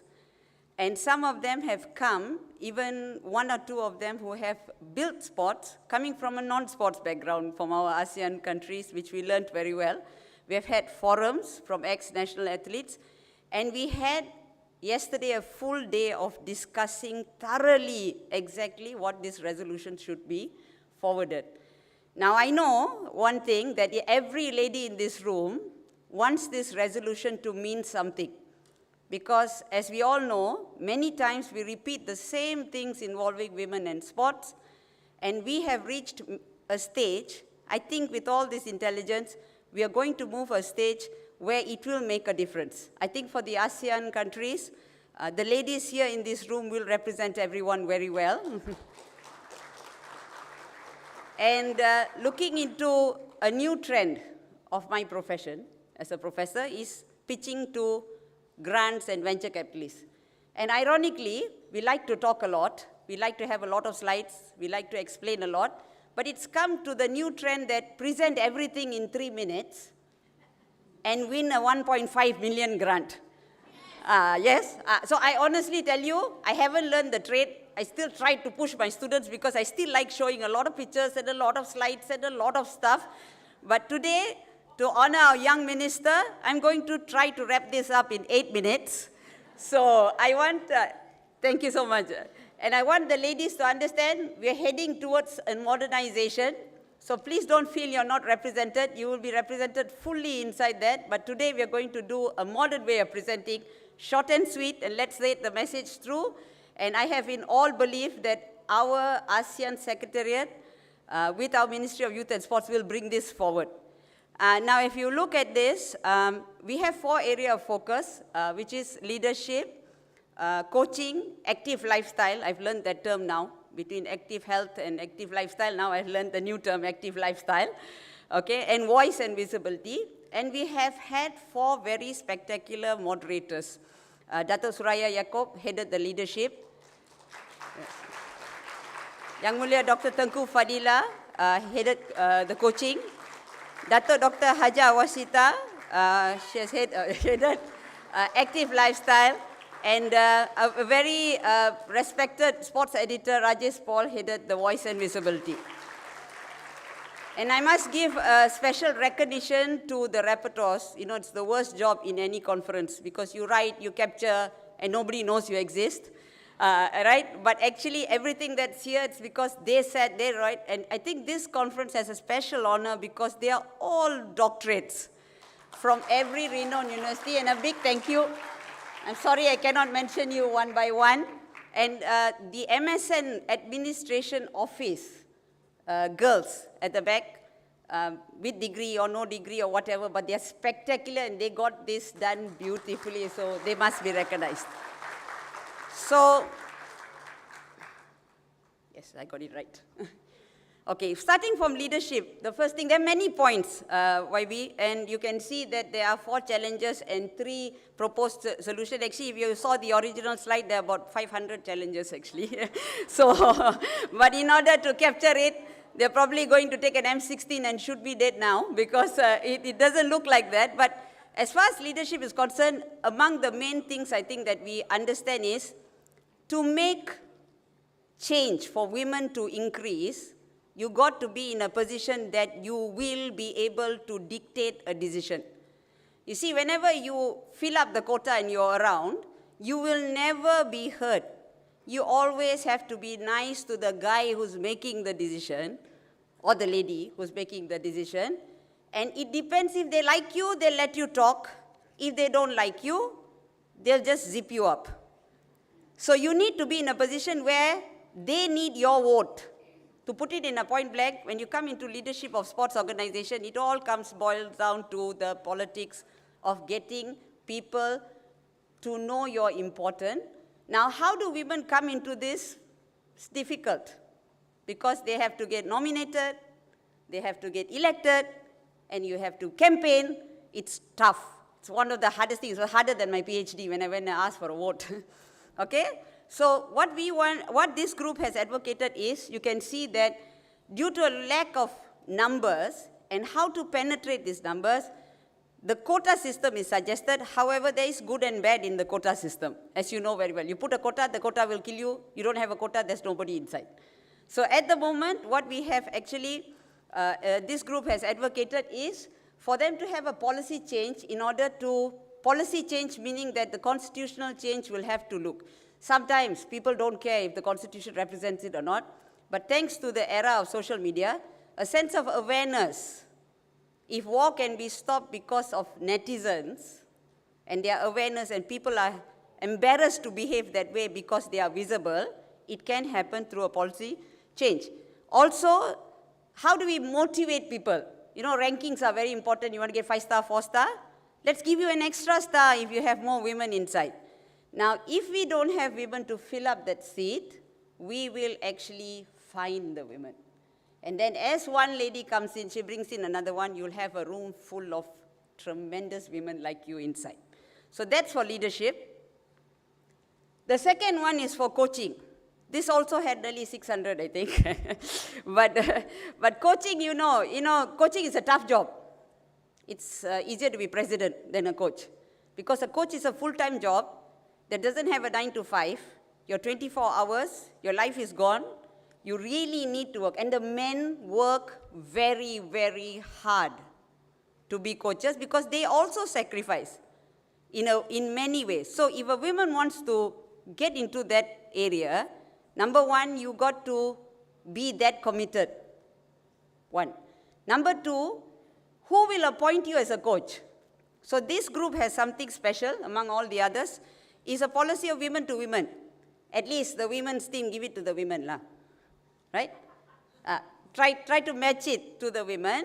Let's encourage more women for the women's sports before we want the women to coach the men, which many countries and many teams are actually doing. The second one is sports participation.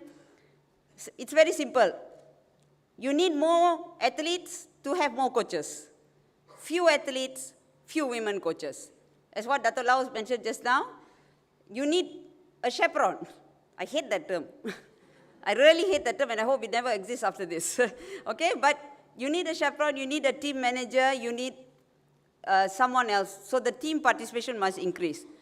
This group also suggested something that was motivated by our keynote speaker from Japan, Dr. Etsuko, to start a women coaching academy. Now I can tell you the academy will make a difference because it's stipulated programs and designated KPIs. And last is the ASEAN Women Research Center in Sports. You know, research is a very interesting word. All PhD holders will die if there are no problems in the world. We look for problems, then we find the solution. The solution will contribute if there is a problem. So there are lots of problems. So we want to research, we want to publish, we want to find, but there must be a consolidated effort for people to put it. So they have suggested an ASEAN Women's Center in sports. Active lifestyle, Dato Washita, who is an expert at active lifestyle. This group has many things as well, but the most important thing is, ironically, it's the perception. Because to be active in life, you got to exercise. You got to move. Now, when I wear this watch, it tells me stand. After some time, you know, I'm in computer, so forever. Suddenly, stand. 5 minutes more to achieve your target. And then I actually, at this age of 50, I get excited when that thing goes round and I achieve. So first I put 200 calories, then 270, then yesterday 338. So if you look at that, one of the perceptions about active lifestyle is many people do not denote exercise as something that is necessary. They still consider it a luxury. So, and ironically, when you're at home, if you're going for exercise, they're going to look at you like you haven't cooked the food. That is reality. Maybe not for me because I'm not married and I just buy my food from McDonald's. Okay, so, but many people have that commitment. So in order to allocate that time, you will need many parameters to do it, and that is one of the things that they want to advocate very clearly. It is the perception of that. Second is infrastructure. I can tell you one thing. I wish I could run around in my shorts. But many times when I go to the university as well, if I'm coming from a sports function, whenever I use a coat, I'll always use a V-neck t-shirt like this because I don't like having a blouse. But when I go to university, I'll have to take a coat. Because if I go with my sleeve like this, which I did last week for my master's class after with my cap, my mother told me, "Are you crazy?" And my class looked at me, I just, like they know maybe this professor a little bit out. But so I just took the cap and said, "Class, today I came from a sports event, so start the computing science today." Okay, and so we need to educate people about attire and other things as well. For people to be sensitive to this, infrastructure that are lady-friendly, maybe you have a play center where you can put your kids in a safe place. You can have a nice place where you have a private private changing area and other things, though it looks very minimal, but it's very impactful. And finally is to establish a monitoring body. It's always good to monitor. We say a lot of things. We say we have this, we say we have that, and yet we're still discussing it, we can't see it. So we need a monitoring body to see whether it's really advocated and really done and really safe. And finally is G2G. Sports Ministry is doing spectacularly a lot. I think with this number of programs, I can't understand why people won't move. Why won't people? Fit Malaysia, you look at it, it's so vibrant and so exciting. But sometimes when you need to work with other agencies, and agencies need to understand that sports is important as a national agenda, not as a recreational activity.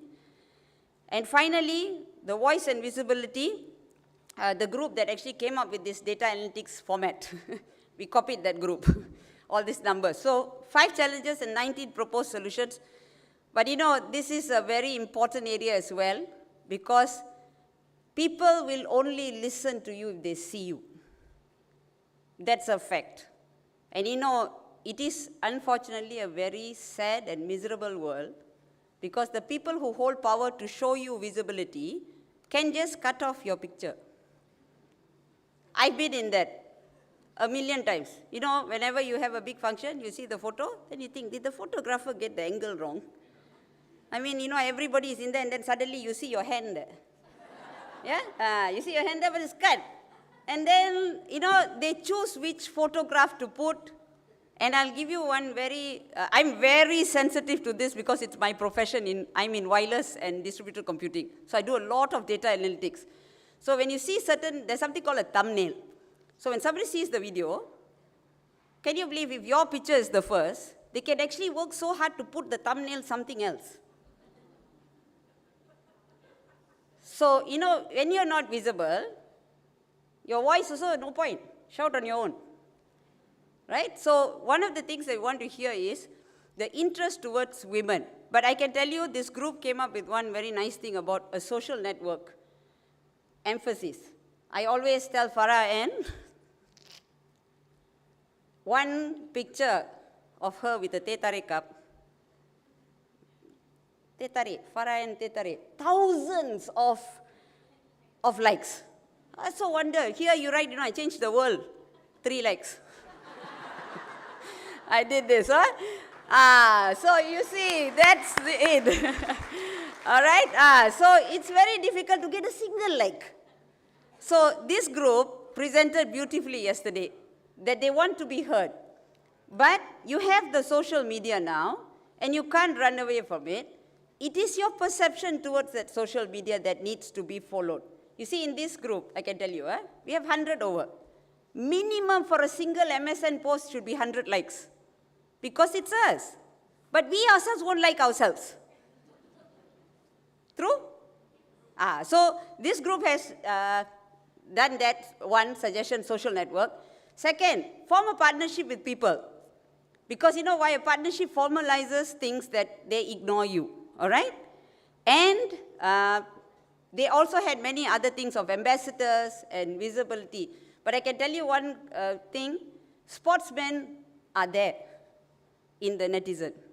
You'll be surprised how athletes cannot be criticized when they lose, even if they deserved to be given a knock on the head for losing, because the netizens will tell you, don't scold. Pity, effort. So you really need to watch what you say. So when you have that platform, start your own platform, and people are very interested to help people, not on other things, but they're very interested to help. I can tell you, if a cat can get 10 million followers, right? We who represent country and this, you think people don't want to do it, but you just have to help each other and do it. So that group proposed that. So finally, YB, I can guarantee you, every lady in this room is looking very forward for this to make a difference. And they, yeah. And I'm very humbled by them because they've worked extremely hard. To tell you the truth, I didn't want to change the slides. I wanted to use the slides they used yesterday because they were beautiful. I'll make sure it reaches your hands. They put the pictures, they put in this, and they advocated a lot of things yesterday. And I'm very certain that from this conference, before the next event that happens, we will be able to see certain policies within the ASEAN family. And the delegates from ASEAN also fantastic people who have contributed a lot. So thank you very much, YB. I hope you enjoyed the presentation, and I hope I've represented you all well. Thank you.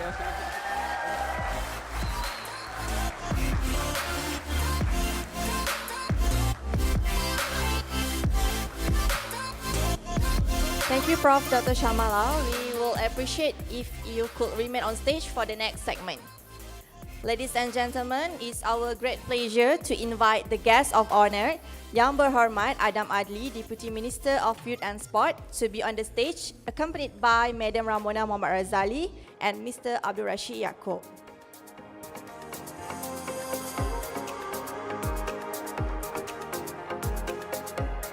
We now come to the most important moment of this conference, the handing over of the conference resolution to YB Adam Adli.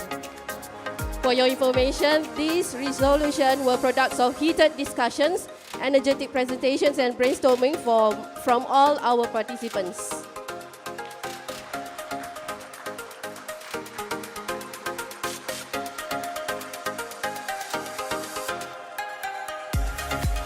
On behalf of the organizer, we would like to thank Professor Dr. Shamala for your contribution in this conference. We invite Professor Dato Shamala to take the seat.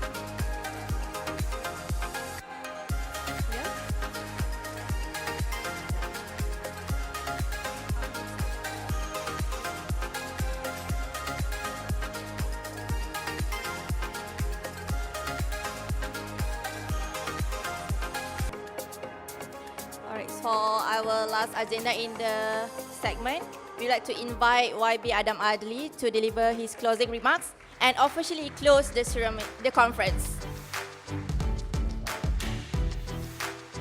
Bismillahirrahmanirrahim. Assalamualaikum warahmatullahi ta'ala wabarakatuh. A very good morning, distinguished keynote speakers, Dr. Etsuko Sarawara, Yang Bahagia Datuk Lau Peng Chu, Prof. Shamala, distinguished speakers, Para Mona, Cik Rashid, our guests from ASEAN member countries, participants of the inaugural ASEAN Women in Sports Conference, ladies and gentlemen. Very good morning, and first of all, I would like to thank all of you and thank especially the organizing committee for inviting me to the closing ceremony of the ASEAN Women in Sports Conference 2023. As we have heard throughout this inspiring conference, women in sport face a multitude of challenges, from the lack of support and recognition to pervasive gender stereotypes that must constantly overcome obstacles that their male counterparts do not.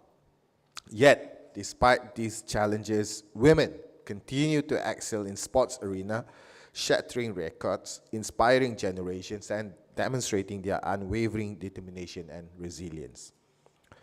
Women's participation in sport is not just a matter of personal achievement. It is a driving force for social progress. Sports provide women with a platform to showcase their talents, develop their leadership skills, and build self-confidence. They also foster a sense of community and empowerment, encouraging women to break down barriers and challenge traditional norms. To fully harness the transformative power of sports, we must create an environment where women feel safe, valued, and supported. Safe spaces where women can train, compete, and engage in sports without fear of harassment or abuse are essential. We must also work to dismantle the gender stereotypes that hold women back and promote a culture that celebrates their contributions and encourages their participation at all levels. The time for action is now. We must all play a role in creating a world where women in sports have access to resources, opportunities, and support they need to thrive. Men, including myself, and all 15 male participants, as I was told by the Secretariat in this room, have a crucial responsibility to challenge gender biases, advocate for women in leadership positions, and actively engage in promoting gender equality on sports. The resolutions adopted at this conference provide a roadmap for achieving this goal. Together, we can ensure that women in sports are not just an afterthought, but a driving force for a change, inspiring generations to come. From this conference, we are able to put our heads and minds together to assemble a collective case for women in sport for our region. After listening to the comprehensive summary of resolutions made by Prof. Dr. Datuk Shamala, I would like to express my high appreciation to the fruitful outcome of this conference. I had the opportunity to look into the full slides, so don't worry. The summary, represents the gist of the idea, but I was made sure by especially my staff to look into the slide, and I can thank all of you for the beautiful presentation. I believe that this conference has provided the important platform for discussions and knowledge sharing based on the 4 themes: leadership, coaching, active lifestyle, and voice and visibility. We have heard so many stereotypes towards lady boss, referring to someone as girl boss. Why can't women also just be called a leader? My immediate boss, YB Hanayo, is one of the examples of empowered and inspiring women leader. Malaysia is truly fortunate to have a woman at the helm of our ministry, as her leadership have been instrumental in fostering a more inclusive and equitable sporting environment for all. Under her leadership, the ministry always committed in empowering women's involvement in sports and stressing the safety element with the launching of our Safe Sports Code. Towards better implementation of the code, the ministry is currently working on the enhancement of the code as part of our effort not to make it as a mere policy, but a proper and effective guideline and guidance to those participating in sport activities. In pursuing the agenda of safe sport, I believe women coaches matter. In the dynamic of world, women coaches are emerging as a powerful force for change and inspiration.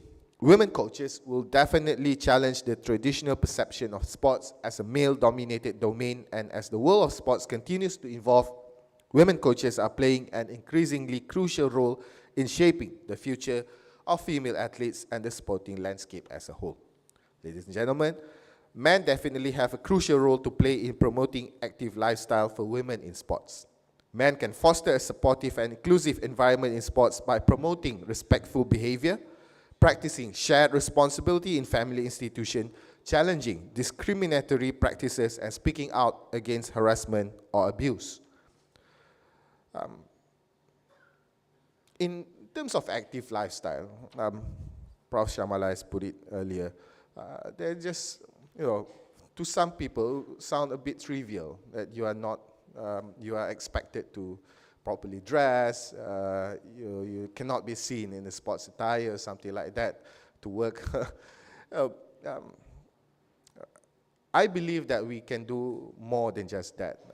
And I believe that men, especially spouses, can play some role in terms of that as well. I mean, you have to lift up this stigma, and you have to encourage everyone to be acceptance of each other's lifestyle, especially in active lifestyle. I mean, who am I to speak of this? I mean, my wife runs more than me every week, so I would understand what it needs. It needs me to be around to take care of the kids when she wants to go out and run. So we have to create this kind of environment so that people can equally have the quality time of active lifestyle. So I would encourage this, especially to the husbands out there.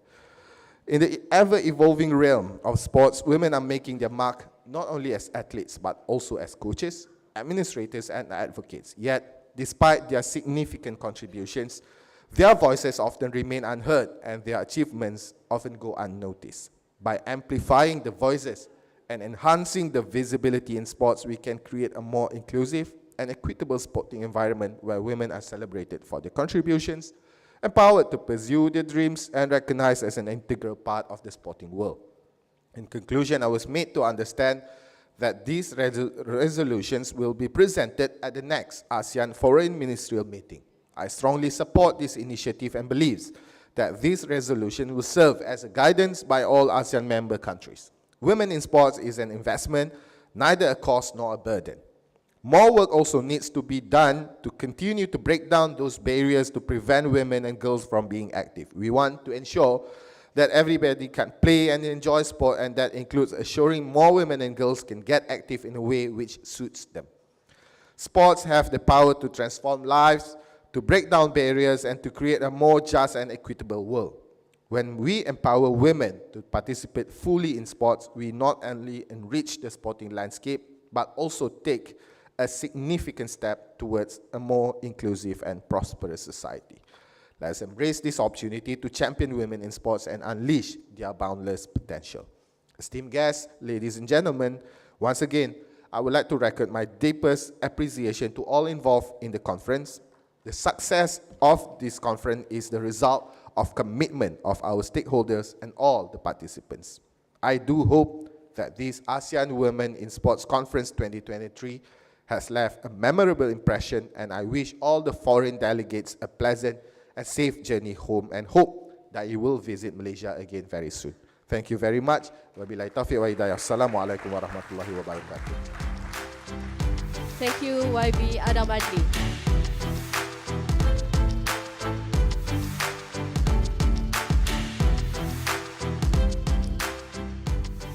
Ladies and gentlemen, it is now time to create a special moment of this conference by having our photo taken together.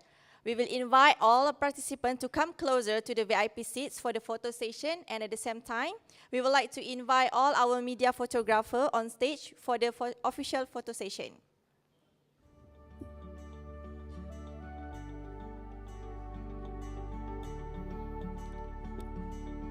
All the participants can come closer to the VIP. Kita jemput semua peserta untuk mara ke hadapan berhampiran tempat duduk VIP untuk kita bersama-sama untuk sesi bergambar. Kita jemput juga rakan-rakan media fotografer kita, juga juru kamera untuk naik ke pentas.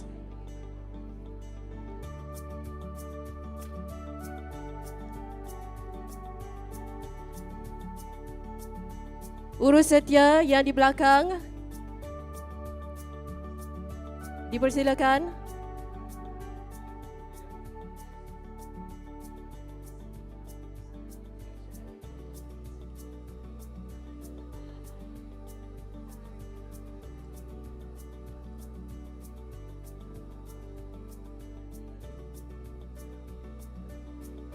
Okay, everybody ready? Apa hashtag yang kita guna? Empower, excel, inspire. Betul? Okay, freestyle.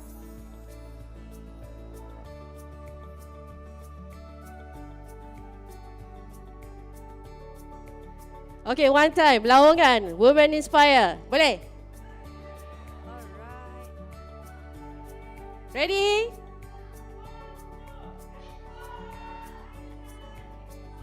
Okay, once again.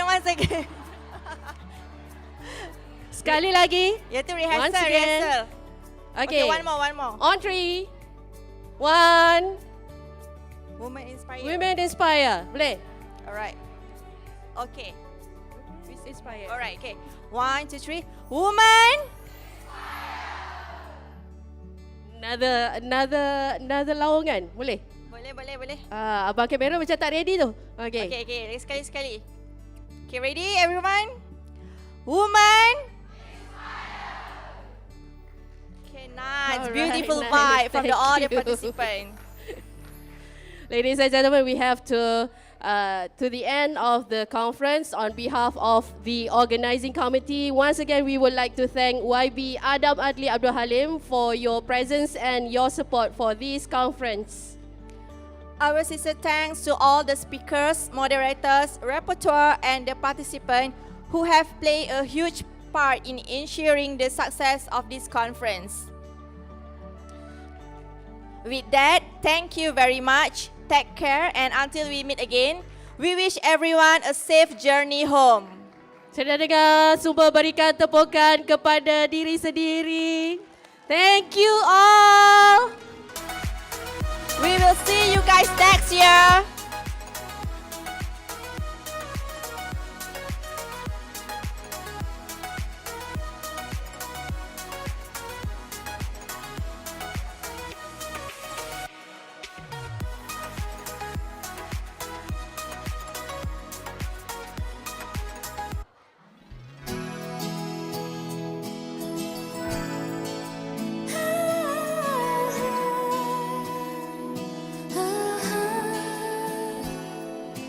Pahit ketir hidup dan pengorbanan terpaksa dihadapi demi kejayaan.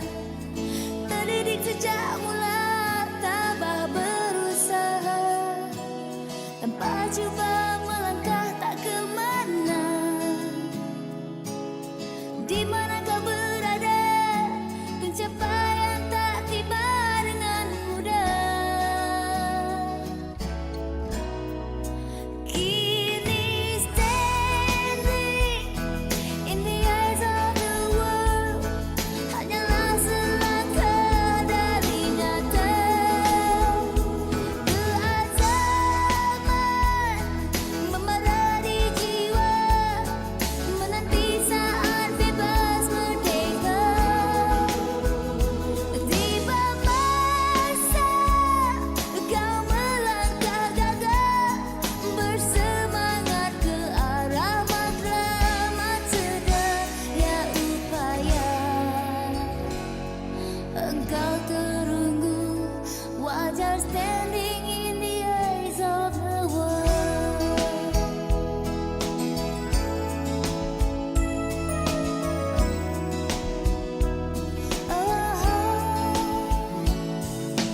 Harapan yang pernah terkulai layu kembali suka mekar bawah bayanganmu. Setiap manusia ingin berjaya, namun tak semua miliki tuah. Engkau menghampirinya, kesempatan telah pun tiba. Kini standing in the eyes of the world, hanyalah selangkah dari nyata. Keazaman membara di jiwa, menanti saat bebas merdeka. Tiba masa kau melangkah gagah, bersemangat ke arah matlamat sedaya upaya. Engkau terunggu, wajar standing in the eyes of the world. Standing in the eyes of the world. Standing in the eyes of the world.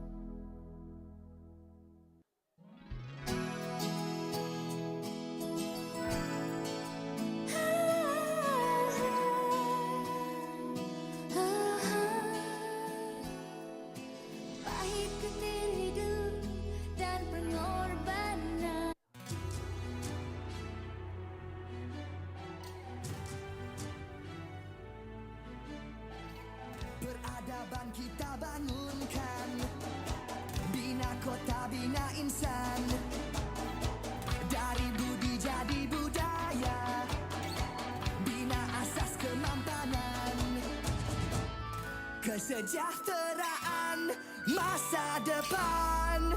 Ayo seluruh anak pertiwi, bangunkan Malaysia madani. Sepenuh hati, jiwa, semangat, terus meyakini Malaysia madani. Ayo seluruh anak pertiwi, semarakkan Malaysia madani. Sepenuh hati, jiwa, semangat, terus meyakini Malaysia madani. Keyakinan jadi ikutan, pendirian jiwa ihsan, nilai hormat keras diminda, daya cipta luar biasa. Kesejahteraan masa depan. Ayo seluruh anak pertiwi, bangunkan Malaysia madani. Sepenuh hati, jiwa, semangat, terus meyakini Malaysia madani. Ayo seluruh anak pertiwi, semarakkan Malaysia madani. Sepenuh hati, jiwa, semangat, terus meyakini Malaysia madani. Malaysia madani, Malaysia madani, Malaysia madani. Malaysia madani, Malaysia madani, Malaysia madani.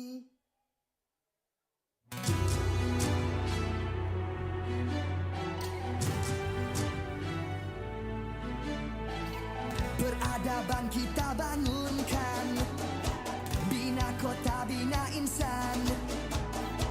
Dari budi jadi budaya, bina asas kemampanan. Kesejahteraan masa depan.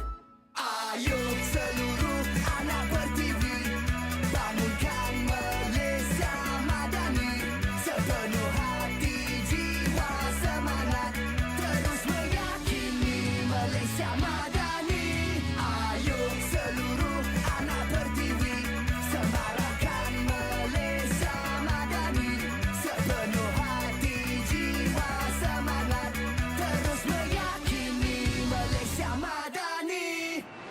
Keyakinan jadi ikutan, pendirian jiwa ihsan, nilai hormat keras diminda, daya cipta luar biasa. Kesejahteraan masa depan. Ayo seluruh anak pertiwi, bangunkan Malaysia madani. Sepenuh hati, jiwa, semangat, terus meyakini Malaysia madani. Ayo seluruh anak pertiwi, semarakkan Malaysia madani. Sepenuh hati, jiwa, semangat, terus meyakini Malaysia madani. Malaysia madani, Malaysia madani, Malaysia madani. Malaysia madani, Malaysia madani, Malaysia madani.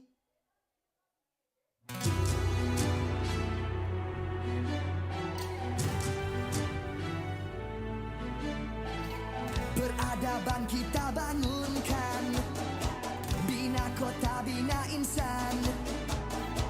Dari budi jadi budaya, bina asas kemampanan. Kesejahteraan masa depan. Ayo seluruh anak pertiwi, bangunkan Malaysia madani. Sepenuh hati, jiwa, semangat, terus meyakini Malaysia madani. Ayo seluruh anak pertiwi, semarakkan Malaysia madani. Sepenuh hati, jiwa, semangat, terus meyakini Malaysia madani. Keyakinan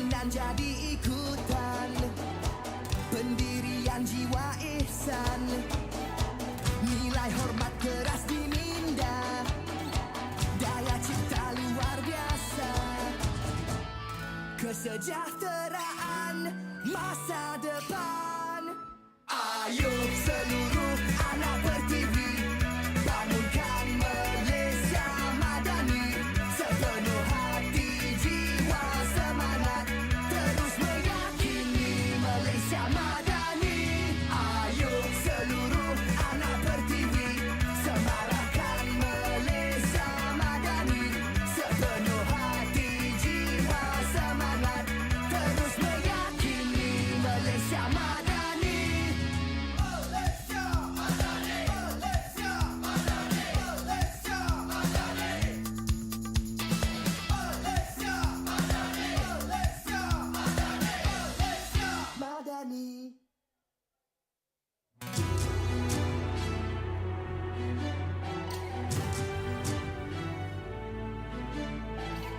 Peradaban kita bangunkan, bina kota, bina insan. Dari budi jadi budaya. Bila bertalu, rentak di kalbu, hasrat yang tersirat semakin kuburu. Bila bergema, laungan gempita, harapan bernyala, nadiku berganda. Gemuruh jiwa, semangat membara, dari puncak ingin ke angkasa, berkalungkan bintang berkelipan, menyerlah jauh dari yang biasa.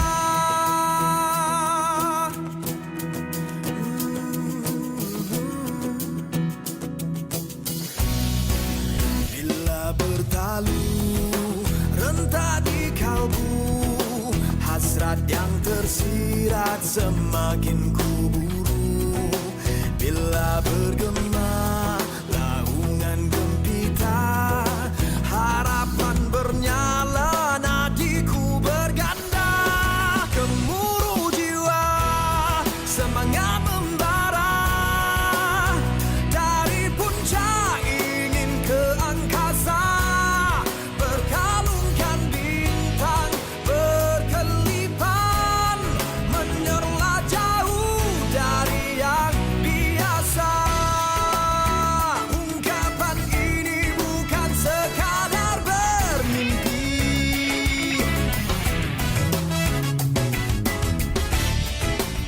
segalanya pastikan terbukti nanti. Gemuruh jiwa, semangat membara, dari puncak ingin ke angkasa, berkalungkan bintang berkelipan, menyerlah jauh dari yang biasa. Gemuruh jiwa, semangat membara, dari puncak ingin ke angkasa, berkalungkan bintang berkelipan, menyerlah jauh dari yang biasa, menyerlah jauh dari yang biasa.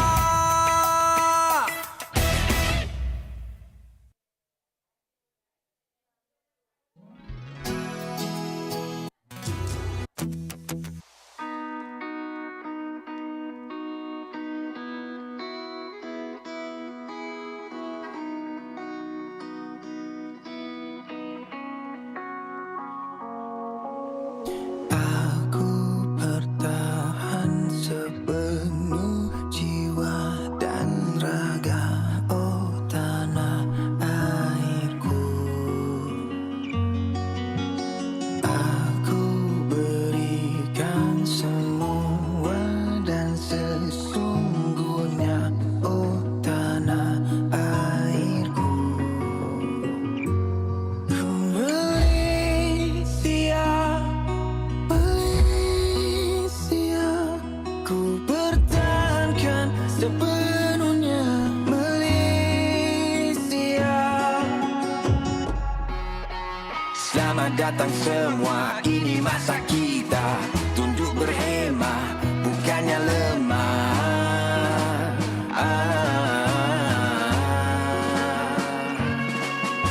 Selamat datang semua, ini masa kita. Di mata dunia, luar biasa.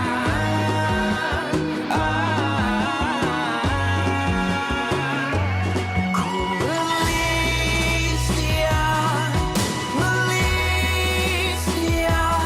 Ku pertahankan sepenuhnya Malaysia.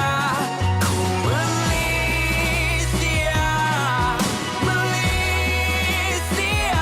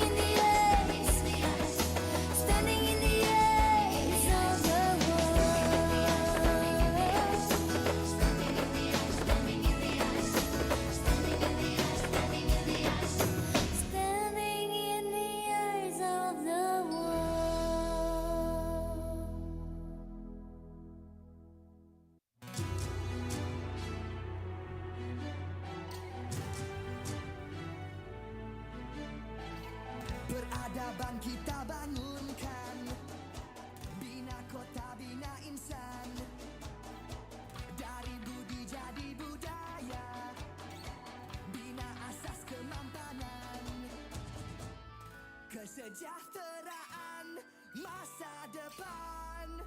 Ayo seluruh anak pertiwi, bangunkan Malaysia madani, sepenuh hati, jiwa, semangat, terus meyakini Malaysia madani.